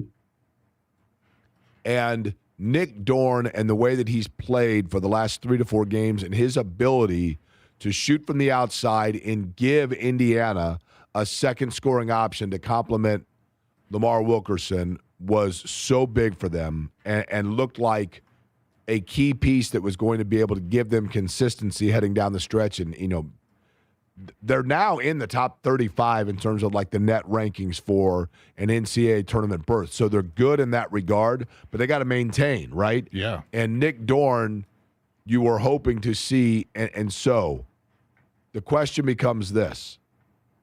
Was last night the anomaly for Nick Dorn? 2 of 12 from the floor. And all of those from three-point range. 2 of 12 from three-point range. Is that the anomaly? Or is the anomaly what we saw leading up to this game? of recent. I think last night was the anomaly, and Lamar Wilkerson kind of said it after the game that they're not going to make excuses, for losing a game. But he just said it felt like they had lost their legs from all the travel being. You out could kind of west. tell that in their free throw shooting that they were fatigued, right? Right. Nick Dorn goes 2 of 12. Tucker DeVries goes 1 of 9. So 3 for 21 between those two guys when you need one of them to be your second leading scorer on any given night it's not going to cut it. I wondered, and maybe I'm naive to this, is Tucker DeVries playing through an injury? I know he was hurt last year. No idea. But he looked limited in terms of his mobility. He just looked like almost like he had a lower back pain or something. I don't know. It's hard to explain. But he just did not look fluid. But Nick Dorn, somehow, some way, and that happens sometimes to guys. He lost his shot between Bel Air and USC. But Indiana is still that was an interesting game because those two teams, are having very similar seasons to one another. And Indiana's in the middle of a tough stretch here. No doubt about that. But yeah, Saturday's game is going to be really, really important towards that tournament resume and continuing to build it at home against Wisconsin, because you look at some of the upcoming opponents. You've got Illinois on the road, Purdue on the road, Michigan State comes to Assembly Hall. You're on the road at Ohio State. The other games left on the schedule that pretty much you have to win. Wisconsin, Oregon, Northwestern, Minnesota. And the fortunate thing for IU is that they have all of those games at home. So they've got 5 of their next 7 and 5 of the final 8 at Assembly Hall, which is helpful for the Hoosiers, and hopefully they can get a couple wins. Now, Eddie had a wager in regards to me. And I think I actually helped him win. And it has to do with something that I have not yet mentioned. So we'll get to that next.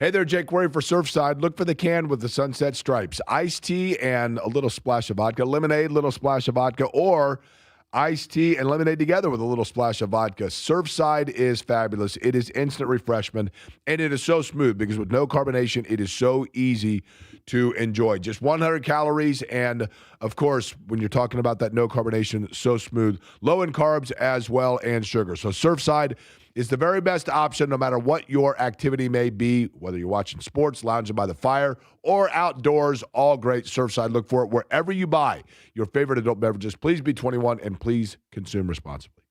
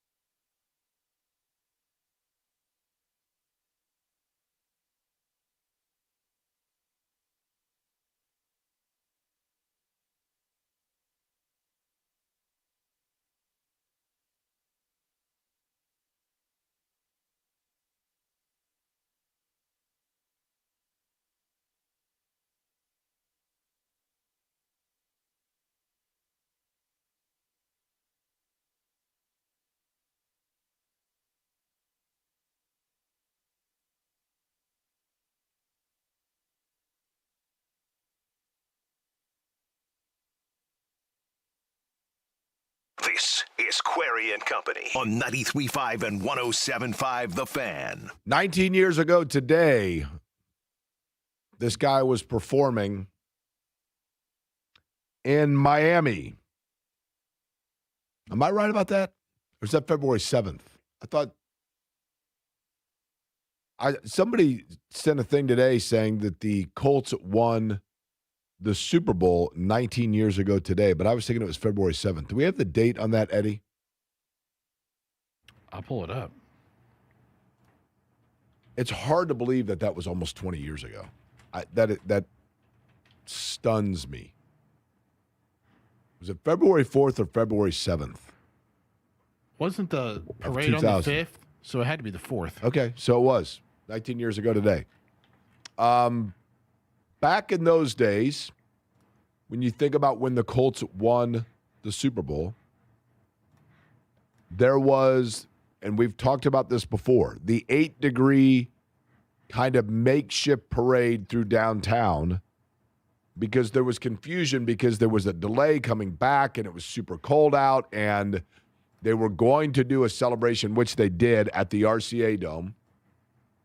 And people were like, but no, like not everybody can get there, so we need to do a parade. And so they did one, but they had to do it quickly and they had to do everything kind of sandwiched in from a time standpoint because of the fact that a number of notable Colts players were on their way to the Pro Bowl, which would take place like a week after the Super Bowl. It was always in Hawaii in Aloha Stadium.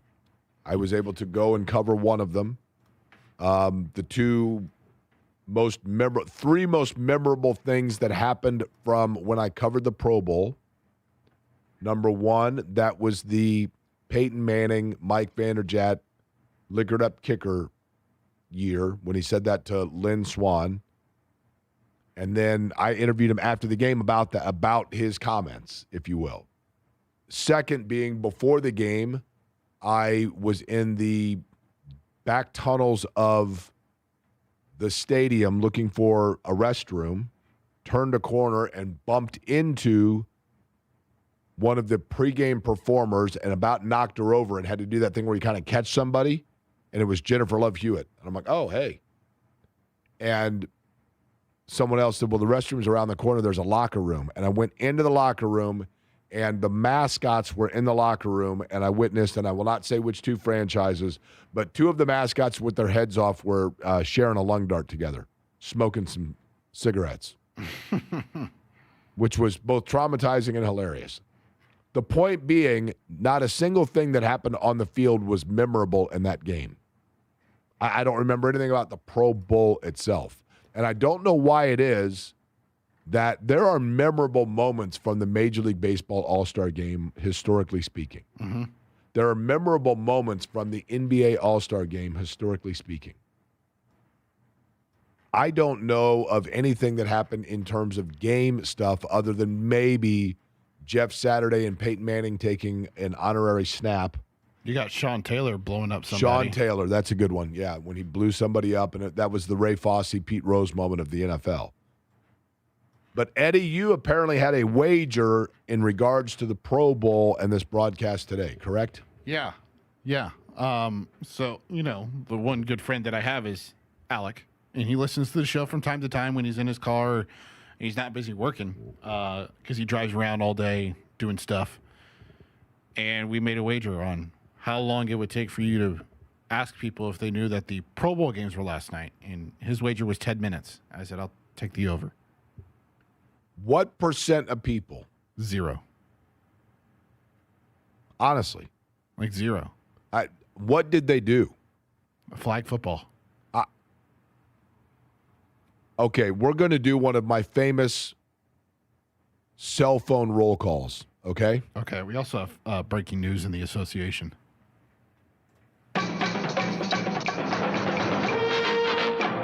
This is from Sham Sharania. The Washington Wizards pull off a stunner. They are acquiring 10-time NBA All-Star Anthony Davis, Jaden Hardy, D'Angelo Russell, and Dante Exum from the Dallas Mavericks. And Washington will be trading Chris Middleton, A.J. Johnson, Malachi Branham, Marvin Bagley III, 2 first-round picks, and 3 second-round picks. Okay. Dallas is receiving a 2026 Thunder first-round pick and a 2030 protected Warriors first-round pick from the deal with Washington, along with second-rounders in years that nobody cares about. Anthony Davis goes back to what I talked about earlier, to proceed with caution. You make a trade that appears to be a big move, and then before you know it, that player is just like becomes a vagabond salary match guy that floats around. That trade right there basically is the Dallas Mavericks had a small hammer, a hammer. There used to be a really nice hammer, and it's still a decent hammer. And the Washington Wizards kind of wanted that hammer, so they traded everything else in their junk drawer for one hammer that kind of doesn't work anymore. Rest of that was a lot of junk piece.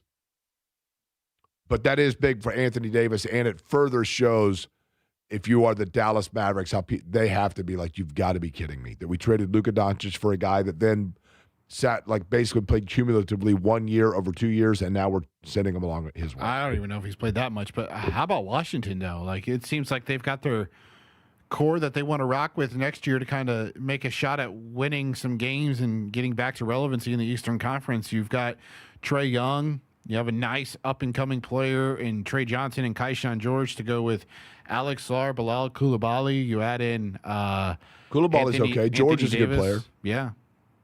Bob Carrington, also a solid player that comes off the bench for them. Like, they've got some guys now. They do. I kind of enjoyed it when the Pacers and the Wizards had like this brief little like playoff rivalry thing a couple of years ago. Oh, the play-in when it was Russell Westbrook going for 15 and 15. But then they had the years though where they had series with each other with Beal and Gortat and John Wall. Oh, yeah. Going back. But okay, here's my question. And I want an answer. Literally, you can just send me a yes or no answer at 317-523-9288. It's 317-523-9288. Did you watch, follow, or pay attention at all? Or were you even aware? I'll even go more elementary. You should make that a Twitter poll. Our question of the day. Okay. There you go. Go to Jake Query on X. Were you aware of the Pro Bowl yesterday? Were you even aware of yesterday's Pro Bowl festivities until they happened? That's the question. I'll put it out on a Twitter poll. And Zach Osterman. Thank you, man. Thank you. From the Indianapolis Star joins us next.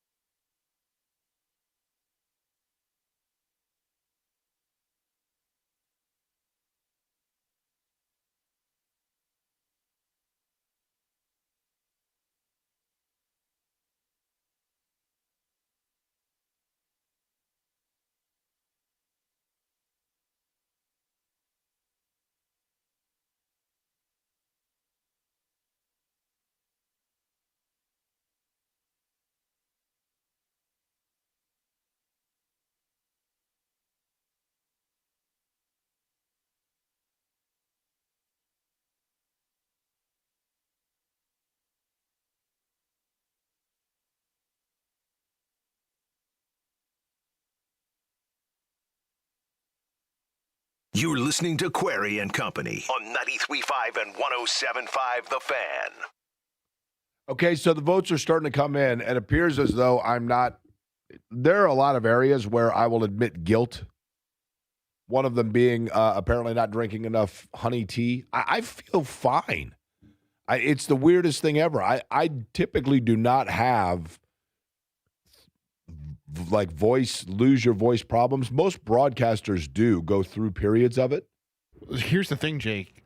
You need to go to javahouse.com, get some of their green tea, and then with the peel and pour pod, warm it up and put some honey in there. Good stuff. Pretty good call right there. Of course, I could do so by putting in Jake 25 and getting 25% off, right? Well, see, that's the thing. Yeah, you can do Jake 25, get 25% off the order. There you go. Good call. Good call. And then I'd have to be like crisscross and warm it up, Chris, right? That's what I'm drinking in here. I'm about to. The survey so far, the vast majority of people, it appears as though either they are saying they did not know about the Pro Bowl or they knew about it and paid no attention. And it's fascinating to me that the NFL, as the 800-pound gorilla of professional sports, has always had the least paid attention to All-Star game. And now, and again, I think part of it, I'm going to bring Zach Osterman into this equation. Now, Zach, of course, with the Indianapolis Star, Java House Peel and Pour guest line. And Zach, you thought you were coming on here to talk about Indiana and USC last night, but I'm going to begin with, because you're probably still a little bit in football mode, I'm going to begin with, for you, a football question. Are you prepared? No, of course. Okay. It's an NFL question, though, not a college football question. I'd like for you to tell me if you agree or disagree with the following statement. And because I think there might be some bias here on my behalf because of the market where I'm working. But you grew up in Atlanta. You're a Falcons fan. They've had runs where they've been pretty competitive. They don't necessarily the Falcons don't have a natural rival per se in the two teams that are participating. No, hold on. Amongst, all right, fair enough. Amongst the two teams that are participating, albeit the 28-3 still really hurts. I get that. But it seems to me that this Super Bowl leading up to it has a lot less national cultural juice versus other years. I have heard a lesser amount about Media Day and big storylines going into it and buzz and hype and people getting fired up for it and what commercials are going to be out there. Other than the halftime show, I've heard very little buzz and anticipation and excitement on the street about the Super Bowl. But maybe that's because I'm doing a radio show in a market that is very far from Seattle and hates New England. What say you?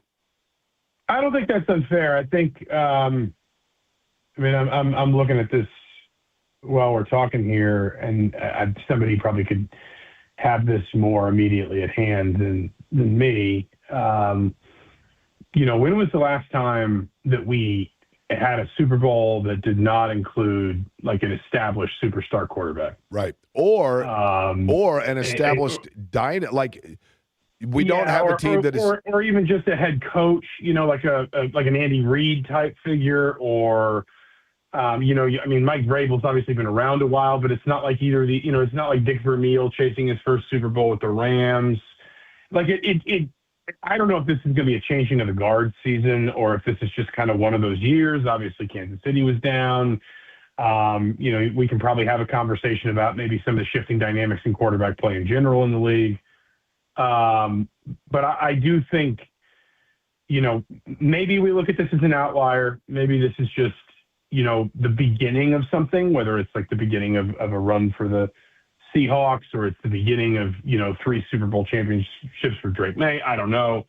But it just, if you think back to these last several Super Bowls, you've got Pat Mahomes, you've got, Sean McVay versus Joe Burrow. You've got, obviously, all the stuff that, especially in the moment, wound up being compelling with the Eagles and their Super Bowls. You've got Tom Brady and Bill Belichick. You've got, Tom Brady in Tampa Bay. You've got the Kyle Shanahan of it all when he's been in the Super Bowl, and we obviously don't need to bring up too much about 2017, but it just feels like a year where, for whatever reason, an abnormal number of storylines reset themselves at once. And then you couple that to the fact that it is a West Coast Super Bowl.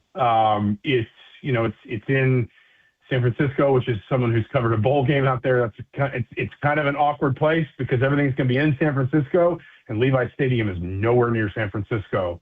It does feel oddly disconnected. I agree with you. Do you think part of it also is the fact that we are in Indianapolis, and while people here are passionate about the Colts, there's an element of almost like a FOMO of like, you know what? Here are two franchises that, when Andrew Luck retired, the Seahawks Sam Darnold was nowhere near their radar. And when Andrew Luck retired, Drake May was like probably in late middle school, and Mike Vrabel was, nowhere in the conscious of New England. And yet these are two franchises that got aggressive, did what they had to do, and got back there, and the Colts are still sitting around with the same storyline and the same narrative of, did you know Andrew Luck retired? And that has just caused people to become like aloof about it. Am I being too cynical? No, I don't think that's totally unfair. And I mean, listen, it didn't feel that way for a lot of the season, right? And I'm not a Colts fan, but I work for the Star. I live in the Indy market. Like, there was a point where we thought, let me put it this way. I know Sam Darnold, didn't come out of nowhere this year, but there was a point where we all wondered if Daniel Jones was maybe doing something. I get it. That's not fair. Dissimilar to what Sam Darnold did, last year, just this year with Indianapolis, and then the injuries happened, and maybe that's a little bit of a reminder of just like the fragility of life in the NFL, that all it takes is a little bit of quarterback uncertainty and the whole thing gets deep six. And I think, again, we can, maybe it's really easy to start looking at the past through rose-colored glasses and say, geez, weren't things great 10 years ago? But it does feel like maybe in general, like, quarterback play has started to turn a little bit. And I think, I just got done covering a Heisman Trophy season where I think we had some of these similar conversations about how coverage has changed. Defensive coverages have changed quarterback stats. Clock rules have changed quarterback stats, all these different kinds of things. But it does, I guess I'm sitting here and saying I'm prepared to see a lot of this is an outlier, and maybe even, specific to the Colts, almost kind of, hey, they made actually a decent fist of it this year until their quarterback got hurt, which is just one of those things you can't really always control for. But I don't know, maybe 5 years from now, we're still having the same conversation around Indy. Maybe 5 years from now, we've had the same conversation around, 3 of the last 5 Super Bowls. I don't know. Listen, the money suggests that the NFL is not losing juice. Right. But I agree that it does. And it's someone who, frankly, grew up in a market that is probably stuck in a not totally dissimilar place to Indianapolis right now. Good enough not to tank and just start all over, but bad enough not to feel like there's a lot of energy or forward-facing optimism. It is kind of an odd place to be. Zach, let's talk about what happened last night in L.A. between Indiana and USC, and I want to begin with Nick Dorn. Nick Dorn was shooting the ball really well. He became suddenly this secondary scoring option for Indiana as Tucker DeVries continues to struggle. And Lamar Wilkerson is a volume scorer, no doubt about that. But did we become intrigued by the anomaly? And last night, Nick Dorn, who was 2 of 12, came back to earth. Or is Nick Dorn, in fact, that player that we were hoping he was turning into, and last night was the anomaly just based on fatigue? I think it'd be a bit of both. There were moments, and I watched the game from home. Mike Neislick made the trip out to L.A.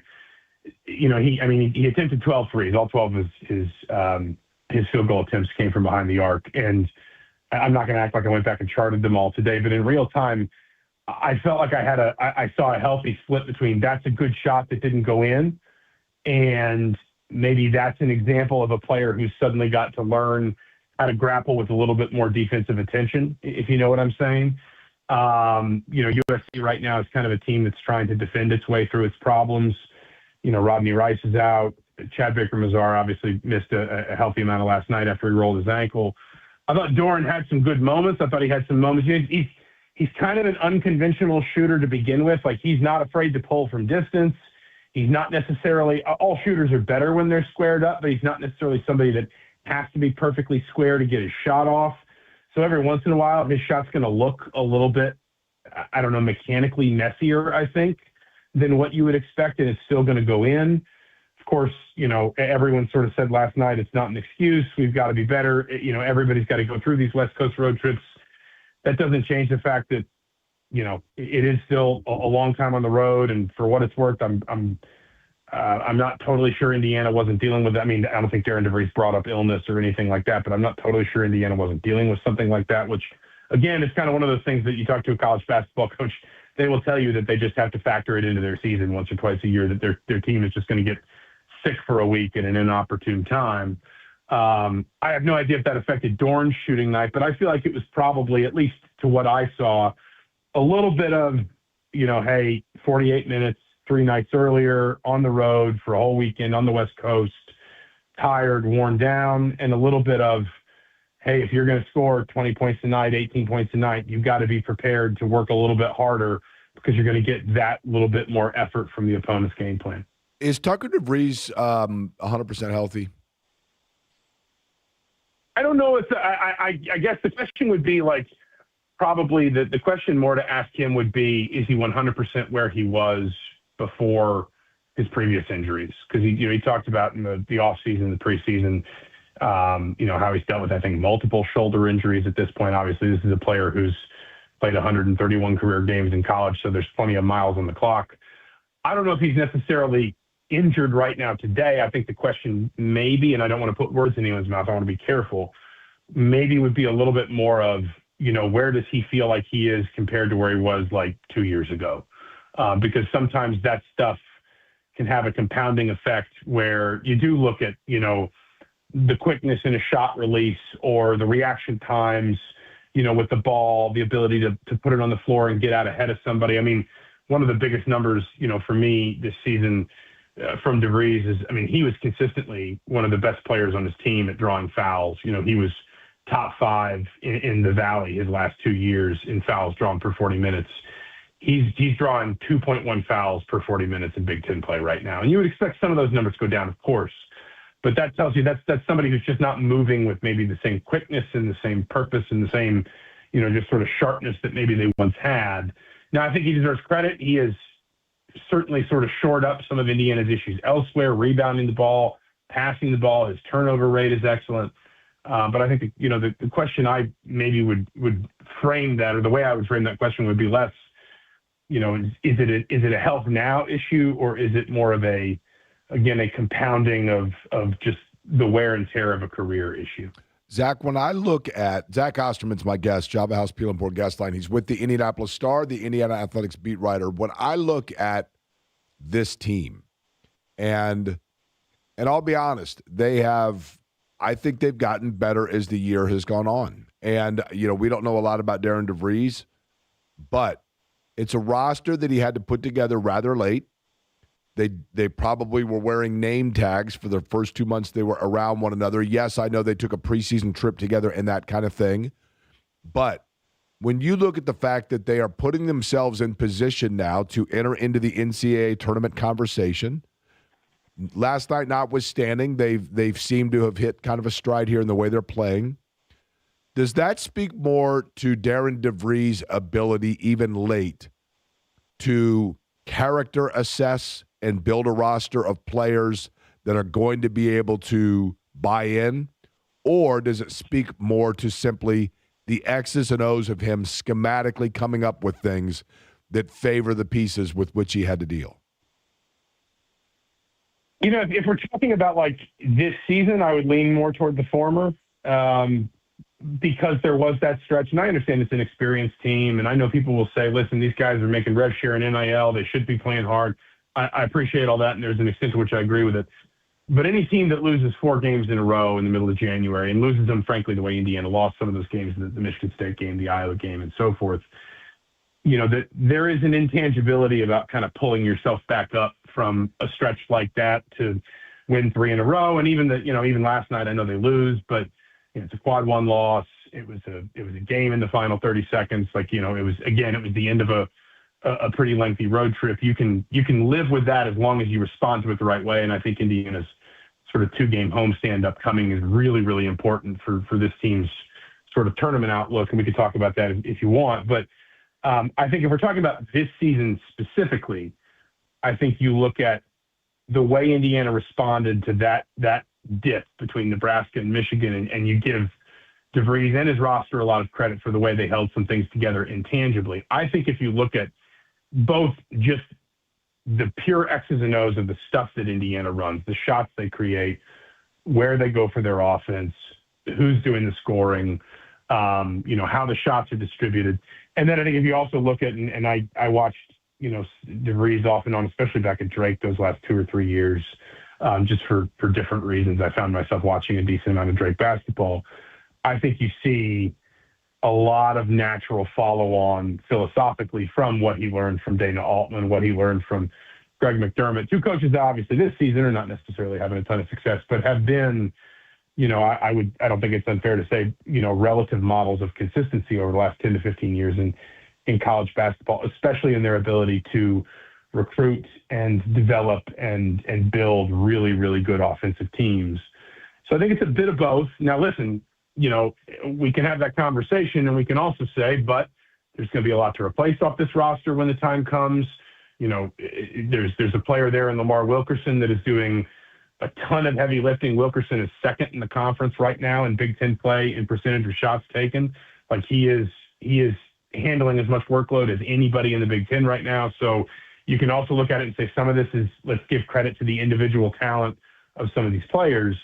But I would probably split my answer down the middle in terms of what I see out of this team intangibly this season, and then also what I think, and time will tell, will be able to sort of transition as, moving forward as DeVries maybe gets a little bit more of that roster balance that he'd like to have. I did not see, and you know what? I can't recall, Zach, if he came back into the game or stayed out for the game, but late in the game last night, Sam Alexis was very slow to get up.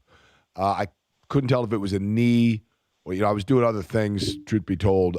Do we know whether or not there was a legit injury there or whether or not that is something where he could miss time? Well, I think he fouled out. So I think that was what eventually kind of kept him out of the game. Was he fouled out with 2 minutes left. So I mean, he wasn't necessarily. I think to your point, I don't think he was springing all over the floor. He did play more minutes. So was he? Do you know what I'm talking about though? When he went down and looked hurt, or was it that he was in dismay because that was his fifth foul? I think I thought it was more the reaction to the call, but I'm not positive. Okay, admittedly, I didn't have the audio on that. Maybe I should have. Probably maybe it would have behooved me, right? He was down for a while, and it looked to me like he was grabbing onto something. I didn't know. So apparently not, right? Yeah, I mean, I'm not sure because I wasn't in the gym either, but my impression was more just that it was the act of fouling out and just the frustration. That was the stretch at which it sort of got away from Indiana in a way they couldn't quite pull back. They got it down to 3 there at the end, but it was that sort of that rubber band from about 5 minutes to 2 minutes where the game sort of stretched out and they gave themselves too much to do. Okay, lastly, it seems as though, and you tell me if you agree with this, Zach, I think there were a lot of Indiana fans. I thought it was funny last night. Somebody had a sign that said something like, sorry to arrive late, been consumed with college football lately. And it was an Indiana fan, right? And I do think that there is, this is new territory for Indiana fans. Wow, still basking in a football season, then, oh, yes, that's right, we have a basketball season to pay attention to, right? And I mean that flippantly, but you get what I'm saying. But it seems like from the basketball standpoint that Indiana might have kind of weathered the storm here because they come back, you got Wisconsin, then you got Oregon who's way down. Then you got a two-step on the road that's really tough, but a chance after that to close out pretty strong, and they put themselves now into the conversation. Have they even moved at this point off of the bubble, Zach? Is it too early to look that way? And have they indeed kind of taken on the first gauntlet here, real challenge for them schedule-wise? I think to your first question first, they're on the bubble, but I think they're on the right side of it. I am a self-avowed rejecter of all bracketology projections until Valentine's Day. But the one tool I do lean on starting around this time of year is Bracket Matrix, which if people don't know, a lot of people probably do, but it's a website that basically just scrubs the internet for like literally dozens of different bracket projections and then creates what you imagine, which is an overall aggregation of those projections. Going into this weekend, Indiana was, I think, in something like 20 of 110 brackets or something along those lines. Now, this hasn't been updated since yesterday. This won't have reflected Indiana's loss against USC, but yesterday's update on Bracket Matrix had Indiana in 98 out of 104 brackets, one spot in the aggregate ahead of USC, which was in 101 out of 104 brackets. So again, you understand these numbers are imperfect, but that gives you an idea, especially if, and I've welcomed people to do this for the last week or two. Go look at the bubble. The mid-major side of the bubble is carved out to almost nothing this year. Like the bubble is going to be almost nothing but high major teams, and that's obviously a philosophical discussion for another day. But the bubble is going to be heavily weighed toward high majors this year. And Indiana certainly has done itself favors with the Purdue win, with the UCLA win. Even, someone I had a friend text me this late last night, and I was fading out. But they said, that even that USC game, especially the way it started to go in the second half, was one that you feel like Indiana might have found a way to lose by 20 a year or two ago. To lose it only by 6 still rescues you something because it still helps your metrics. It still helps your analytics. It still keeps the floor a little bit more firmly under your feet for the next opportunity, which is, of course, Wisconsin on Saturday. Indiana is by no means comfortably in the field. And I think that's where you do look at, first of all, these next two, and you say you have to hold serve probably just the rest of the way at home to feel comfortable. You got 5 of 8 to finish now at home. There's a couple, I think there's maybe one quad one opportunity, maybe 2, depending on what Wisconsin does. Some games in there you really can't afford to lose, like Oregon and Minnesota and Northwestern. And then you got the 3 road games that all in various ways represent opportunity. But I think Indiana has at least put itself in a position for a team that was pretty clearly trending away from the field after that Michigan loss on January 20th. Indiana has both with the way it has, the results it has added to its resume and also just the way it has stabilized itself a little bit from a bracket perspective. Indiana has put itself in a much better position to, at least as we get into the thick of February here, be in control of its own destiny from a tournament perspective. Okay, lastly, Zach, football side of things. Curt Cignetti found out that one of his staff members, and Chandler Whitmer, and this happens when you win, right? You guys start to get plucked away. They lose Whitmer, but they go back to a familiar spot in replacing him. So continuity remains with Indiana football, correct? Yeah, so Whitmer, obviously, I mean, a lot of Whitmer's, and he's a young coach, so you don't want to overstate it, but a lot of his experience before he got to Indiana had been at the NFL level. He'd been with Atlanta. He'd been with San Diego. I don't think anyone necessarily in Bloomington was shocked to see his name linked with a return to the NFL. 1 year, of course, a very, very successful season. So it winds up turning around pretty quickly. But to your point, bringing Tino Sunseri back, Tino Sunseri, who was with Cignetti for several years between James Madison and Indiana, left last year to go call plays at UCLA. Of course, that didn't work out. Now coming back, it's worth pointing out, Tino is not only close with Cignetti, but goes way, way back with Mike Shanahan, Indiana's offensive coordinator. Those two are particularly, sort of complementary of one another in like the way they collaborate, in the way they build game plans, in the way they develop the quarterback position and then build the offense around it. And so, if you're Indiana, to your point, you don't want to lose good people, but if you win, you're going to. And I don't think it was a surprise to anyone here that when that job came open again, Indiana went for someone who has a proven track record of success with this head coach, this offensive coordinator, and the process behind what has obviously yielded Curt Cignetti and Indiana's success. Zach, appreciate the time as always. And after a late night last night, we'll let you get a nap. All right, this is what happens when you're over 30. Sounds good. Thanks for having me as always. That's our friend from the Indianapolis Star, Zach Osterman. joining the program. All right, we come back. Get you back up to speed. Take a look at the NBA trade deadline and some of the moves that have been taking place, some of the moves that may still be out there, and that includes your Indiana Pacers. They might be rumored with something that was not where we thought originally. We'll explain next.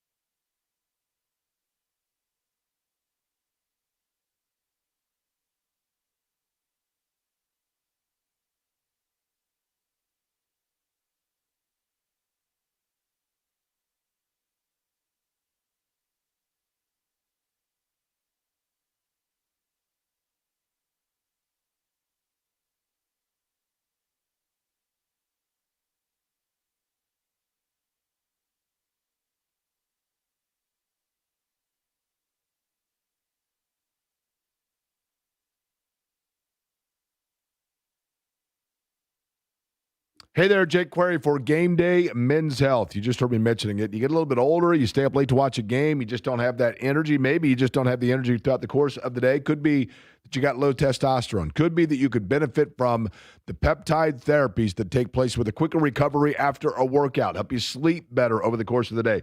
Those are some of the things that you get from Game Day Men's Health, helping you get back into the game. And Game Day Men's Health has clinics in the Indianapolis area, locally owned and operated. Talking about Avon, Carmel, Fishers, and Greenwood. And the best thing about Game Day Men's Health is Game Day Men's Health is going to put together a game plan for you, specific to you, not some one-size-fits-all. And doing all of that, of course, with FDA-approved pharmacies right there in-house.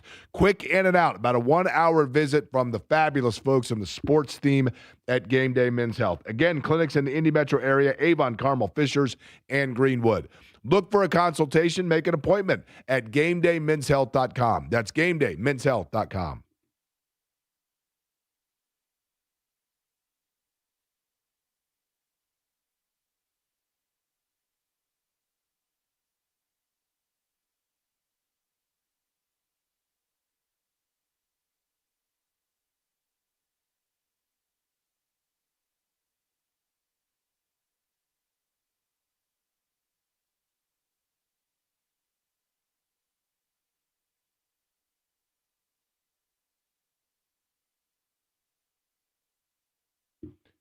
Hey there, Jake Query. Thank you, Eddie, for Chicago's Pizza. Chicago's Pizza with 18 Central Indiana locations.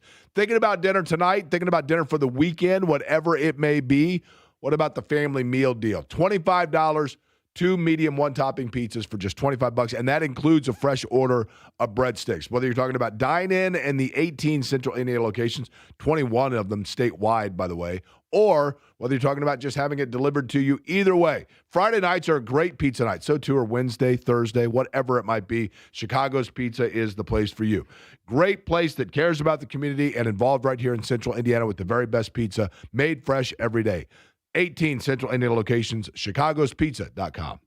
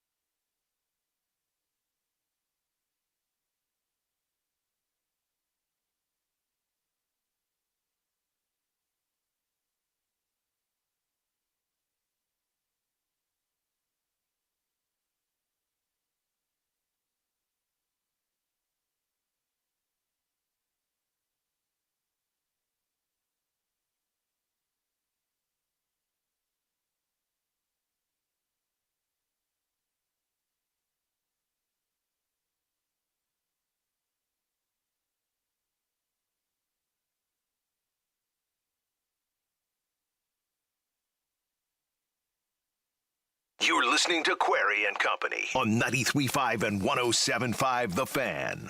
It's a great song, is it not?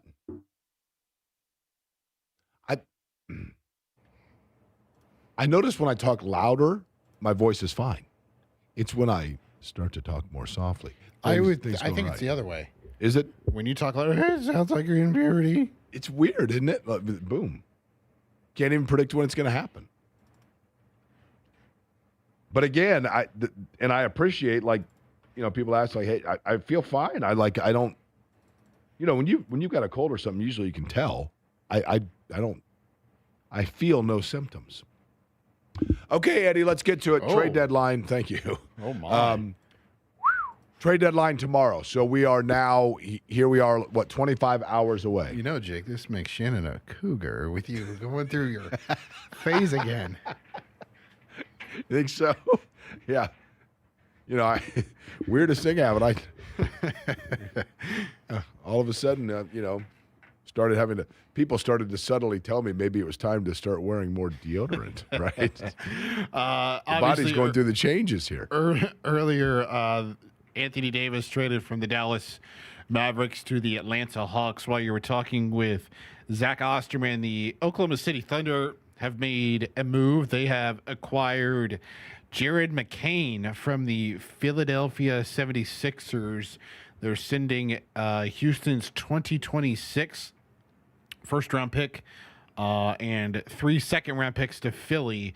Ousmane Dieng is a player that is going to be moved now for the Oklahoma City Thunder, a player who was a lottery selection for them. He has had issues staying on the court. I think he had a knee injury, and then I want to say he was the player for Oklahoma City that was Nikola Topic who had the cancer. But Ousmane Dieng, another one of those players for the Thunder, one of those lottery picks that has not been able to find time on the floor. He is going to be made available for the Thunder. Now, one of the things that is interesting, the Chicago Bulls, who seemingly are wanting to completely redo their backcourt. Also, Thunder related, Shai Gilgeous-Alexander is dealing with a abdominal strain, and he will be sidelined through the All-Star break. It will not return until after it, meaning he will no longer be available for the All-Star game. Okay.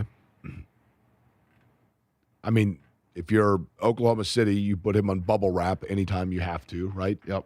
But if Chicago is redoing their backcourt, so to speak, then that comes into play, Eddie. This becomes interesting because one of the teams that they may be rumored to get involved with is Indiana with Benedict Mathurin, correct? Yeah, that was something that I don't know when the reporting from Jake Fisher was.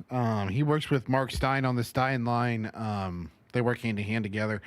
I don't know exactly when that report was, released, if that was prior to, the acquisition they made yesterday, trading away Nikola Vucevic and acquiring Anthony Simons from the Boston Celtics. They also acquired Jaden Ivey yesterday and Mike Conley Jr. It's anticipated that Mike Conley Jr. will be bought out, and he's a player that will be available for any team that is a contender in need of point guard depth.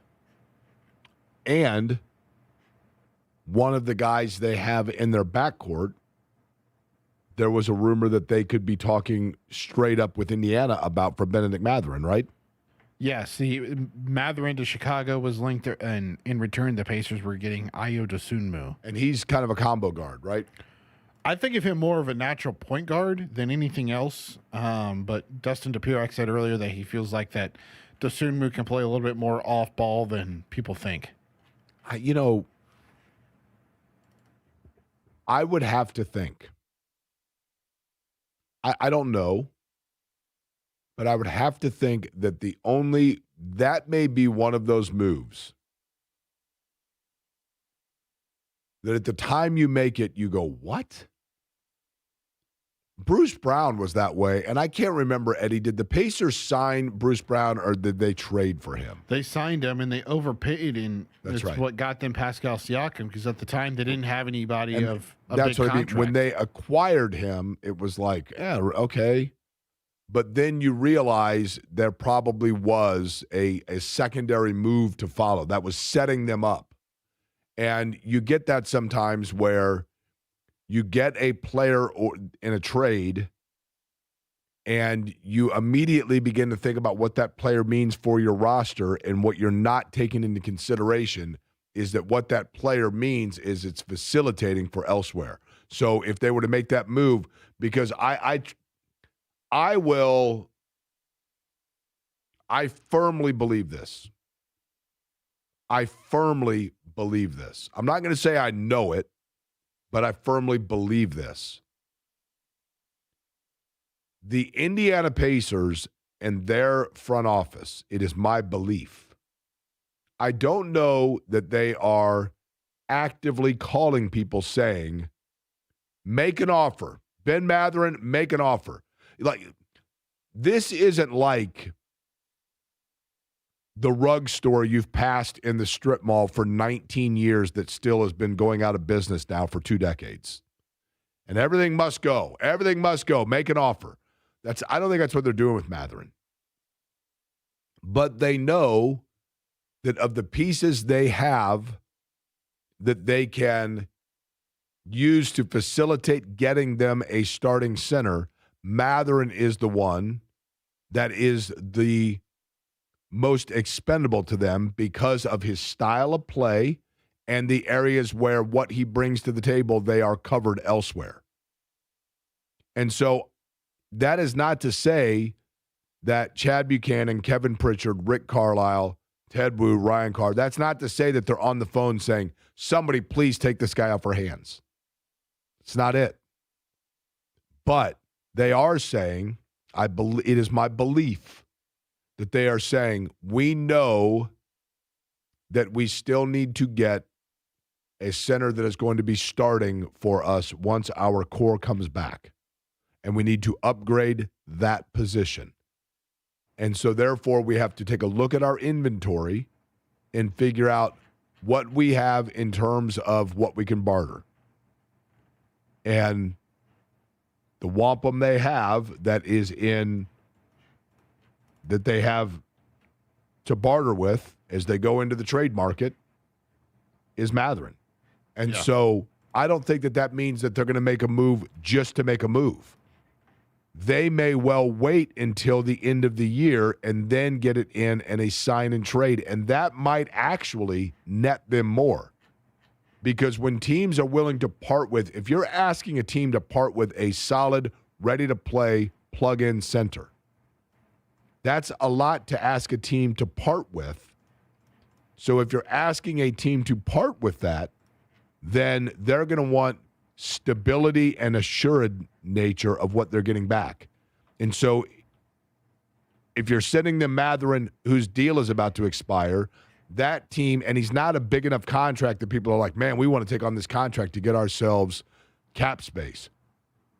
They're saying, we're going to take this guy because we think we can then extend him.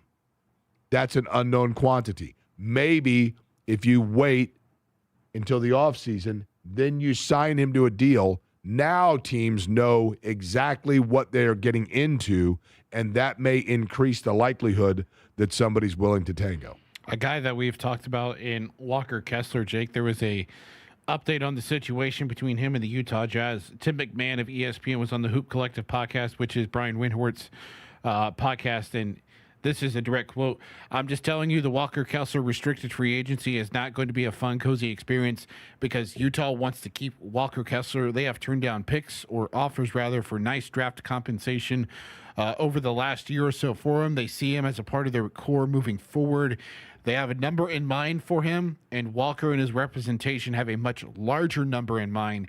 He will be a restricted free agent, but it will be very interesting to see if Walker can get the kind of offer that's going to put the Jazz to the test when they have now a front court where Lauri Markkanen and Jaren Jackson Jr.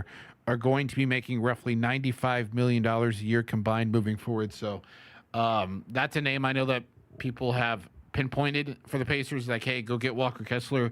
It sounds like things in Utah with him at least are going to go the rest of the season with him injured on that with that left shoulder injury. I'll tell you what, last night, and I know it's a very small sample size and it's not been consistent, but there were a couple of plays last night, Eddie, with Ace Bailey, where I went, yeah, okay, I can see why they were willing. And initially, remember he said like, hey, I'm not playing here, Right. and his representation told him that. And then last night there were a couple of plays where I'm like, yeah, okay, I can see it now, right? I can totally see it. Yeah, he's got everything you want. The one thing I think Eddie Gilva he hit on it last night during the radio broadcast was the fact that he goes, Ace Bailey will really take off once he can develop a consistent dribble. Like right now, he can't do much with the ball in his hands, Right. and once he's able to do that, he's going to be a really, really good player for the Utah Jazz. Man, he's got field. He's got very good instincts. I will say that because he had a couple of like just hand-eye coordination plays with blocks and then facilitating the other way, where you're like, yeah, that cannot be taught. Hey, Jake, never trade to a division rival. It could come back to haunt you.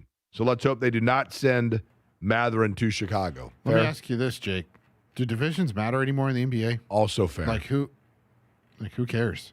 Yeah, it's like, yeah, I mean, It's not like the NFL where there's added weight to every time Right. you two match yeah, it's up. East and West, right? Yeah. It's seeding in the East and West. Yeah, Is JMV here today? I thought he was here today. He bought.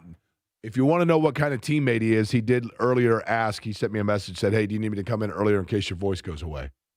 So I would assume that means he's here, but we will do the crossover, find out what's going on. Brought to you, as always, by the good guys at Love Heating and Air. Love-HVAC.com is the website. 317-353-2141, an official Heil heating and cooling dealer.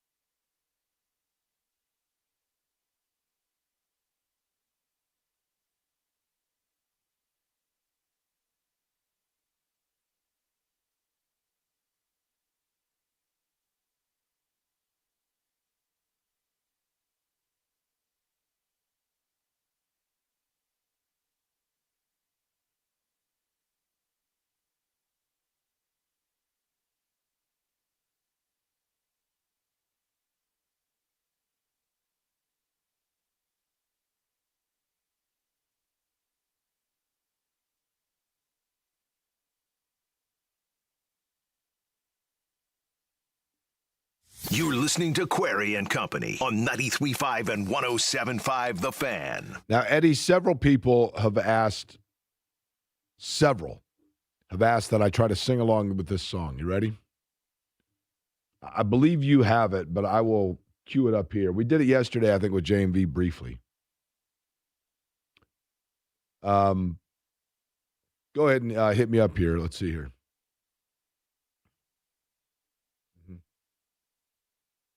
Now, I could probably do this without cracking like Peter Brady, right? Are you familiar with the Brady's singing Time to Change? No. Eddie? Okay. When it's time to change, then it's time to change. Not bad, right? And they were laughing about your voice crack. Okay, hold on. You've got to rearrange. See? That was not. Here we go. Sha-na-na-na-na. I'm not bad, right? Sha-na-na-na-na. Okay, I'm a little better than Peter. But that, of course, was when Greg Brady kept saying, I got it, I got it, I got it. Not to be confused when they were the Silver Platters and were beaten by Fifi the Dancing Poodle. Eddie has no idea what I'm talking about, I realize. Nope. So you did not watch Nada. any of the Pro Bowl, correct? I was producing Pacers last night, so no, did not. Watch that game instead. So they did. Tell me what they did again. Was it a...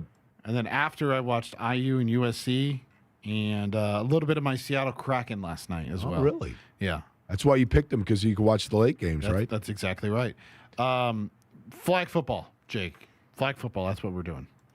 We got Joe Burrow out here running trick plays, and Joe Flacco and Shedeur Sanders earning Pro Bowl honors, and I don't hear anybody using Pro Bowl anymore for Hall of Fame candidacy. I don't know. It is peculiar to me why it is that the NFL, it might be this. I don't know. I mean, for a year, when the Pro Bowl was a legitimate football game, Marshall Faulk had like the most yards rushing in a Pro Bowl record, things like that. When the Pro Bowl was a legitimate all-star game, I'm curious why it is that it was the one that was always the least paid attention to, because it represents, without a doubt, the most popular sport and with, you would say, the biggest stars. I mean, the NBA has big stars. I get it. And back in the day, Major League Baseball had big stars. But, are there bigger stars in American sports right now than Patrick Mahomes or Josh Allen or Joe Burrow or Jamar Chase? And to see those guys, maybe it's just the fact that it's harder. If you go to the Pro Bowl because you're a diehard fan of Jamar Chase, he's maybe going to get like 3 balls thrown his way. Maybe. In the old system, I'm saying. He had a pretty cool pick six last night. I will say that. I did see that highlight. It was a one-handed pick six, and then he did a backflip. Who had that? Celebration. Jamar Chase. So he was playing defense as well? As the kids call him, Uno. Yes. Okay. Do you remember Robert Edwards? That's No. kind of why I'm surprised they do this. Robert Edwards was a running back for the New England Patriots, and I think maybe played 1 or 2 years in the league. I believe out of Georgia. And he was a rookie, and they had, when they first started to do this with the Pro Bowl and get away from playing of the games, and they just decided to do like fun side things. Mm-hmm. And he was doing like a sand football game and ruptured his knee. Oh. And I think it ended his career, or Yeah. it certainly, you know what I mean? Have you been paying, I know the Olympics start this weekend. Have you been paying attention to this Lindsey Vonn situation? Yeah, she hurt her knee, but she is still going to participate, correct? Ruptured her ACL. I didn't know you could rupture your ACL. That sounds very, I don't know, tearing ACL versus rupturing your ACL. That sounds a lot more dramatic. Well, I I'm thought not even rupture sure. means the whole knee, means more than just one ligament. I have no idea how is a somebody Ralph is supposed Reef question, to, right? Yeah, I have no idea how someone is supposed to ski like that well, with an injury, you want to keep it on ice. with So maybe with that's it. with a ruptured ACL like that, and apparently she has injured her menisci. That would be the multiple of meniscus. Yeah, either the medial or the lateral. Not sure which. Possibly both. Speaking of keeping it on ice, JMV is doing exactly that as a theme. Guess He's what got I did? The Nordiques jersey on. Guess what I did? What's that? I drove all the way to Bloomington around 11:30 to play at the Hyper and couldn't find a spot around the Hyper and had to come all the way back here. See, nobody ever tell me I'm not hardcore. No, I'm hardcore. So you're saying you couldn't find a spot on the floor or the park? I couldn't find a spot in the parking lot anywhere. Like the Memorial Union, both those lots were filled. Probably because they're all snow covered, right? Yeah, that's exactly right. I should have thought about that before I went down there. But I go all the way down to play at the Hyper and turn around, come back up here. That's when I was listening to you, and I thought, man, if you need to help her out of the bullpen, I could come in and help you. Now, you've had this sort of thing all the happen time. before, right? Yeah, all the time. Sure. I don't feel bad. I don't think I have a cold. I don't know what it is. It's just a bunch of crap, isn't it? So A bunch of crap. Okay. bunch of crap. What's lined up on the big program today? Surely That's not a hell of bunch a crap. question. I don't know. NBA trade deadline stuff today. I think Sider is going to come on here. So then I'll probably get all the rest of the nerds out there all mad about how come I'm having Sidery on and he takes all their stuff. Have you ever heard that? They called him an aggregator and then dragged me into the conversation. I was ready to whip some people's asses. But you know what? So, yeah. Evan's always got. I love Evan, man. I love them all. He's on top of We what's can going all on, get right? along here, all right? It's fine. We can all get along. It all comes down to likes and how many views you get and all that happy horse crap. So, but no, I like Evan a great deal. I like them all, honestly. And Tony East is coming on today. Love Tony East. Very insightful. And I'm going to continue to wonder why Trent Sisley didn't get more than 6 minutes last night. Yeah, I watched the end of that game. He's going to look good in the Boilermaker uniform next year. There you go. Or for Dusty in Ann Arbor. Seriously, why is he not playing? Is he bad? That's a good question. I understand why you want to play your son 37 minutes, but he was broke as a joke. I mean, and he really doesn't. John, yeah. Tucker DeVries, I said it last night. I'm like, is he hurt? He looked a half a speed compared to everybody else on the floor. Would he get 37 minutes if his dad wasn't a coach? No, and I said, unfortunately, he looks like a guy that got 2,000 points because his dad was a coach. And listen, I love him to death too, but at some point, if they're not getting it done, and see, Matt has had to realize that a little bit too with Fletcher Lawyer. At some point, when he's not getting it done, you got to go find somebody else, and he wasn't getting it done. Or have an all-team meeting he was as one Purdue of did 9. and get him figured out. And Nick Dorn didn't help either. He was 2 for 12. Yeah, the DeVries thing, he's been, and you asked the question to Zach, he looks either injured or tired, warned that something is not right Something's with off. this dude. Yeah. Because, listen, they struggle against athleticism, and USC is very athletic, but it's more than just that most of the time. By the way, for I him. couldn't remember this, and I asked Eddie this. Andy Enfeld, who was the coach at USC before Musselman, I can't remember. Did they let him go or did he go somewhere? I think he got canned, didn't he? Yeah, where'd he go? Yeah, I think he got canned. He came from I don't know Florida where he is Gulf now. Coast and- I do like Musselman a great deal. I do think too. Musselman's a good dude. I do It's too. funny. Last year at the Big Ten tournament, I ran into Musselman at the hotel right across from the field house, and he sounded exactly like you did. He said, I don't know. I'd go on with you right now, but my voice is all hell. I don't know what's wrong with me. I'm not sick. This time of year. Eddie's screaming at us. Eddie does that voice, and he's telling us to rap. All right, John's up next. We'll be back with you noon tomorrow. I thank you for listening to Query & Company.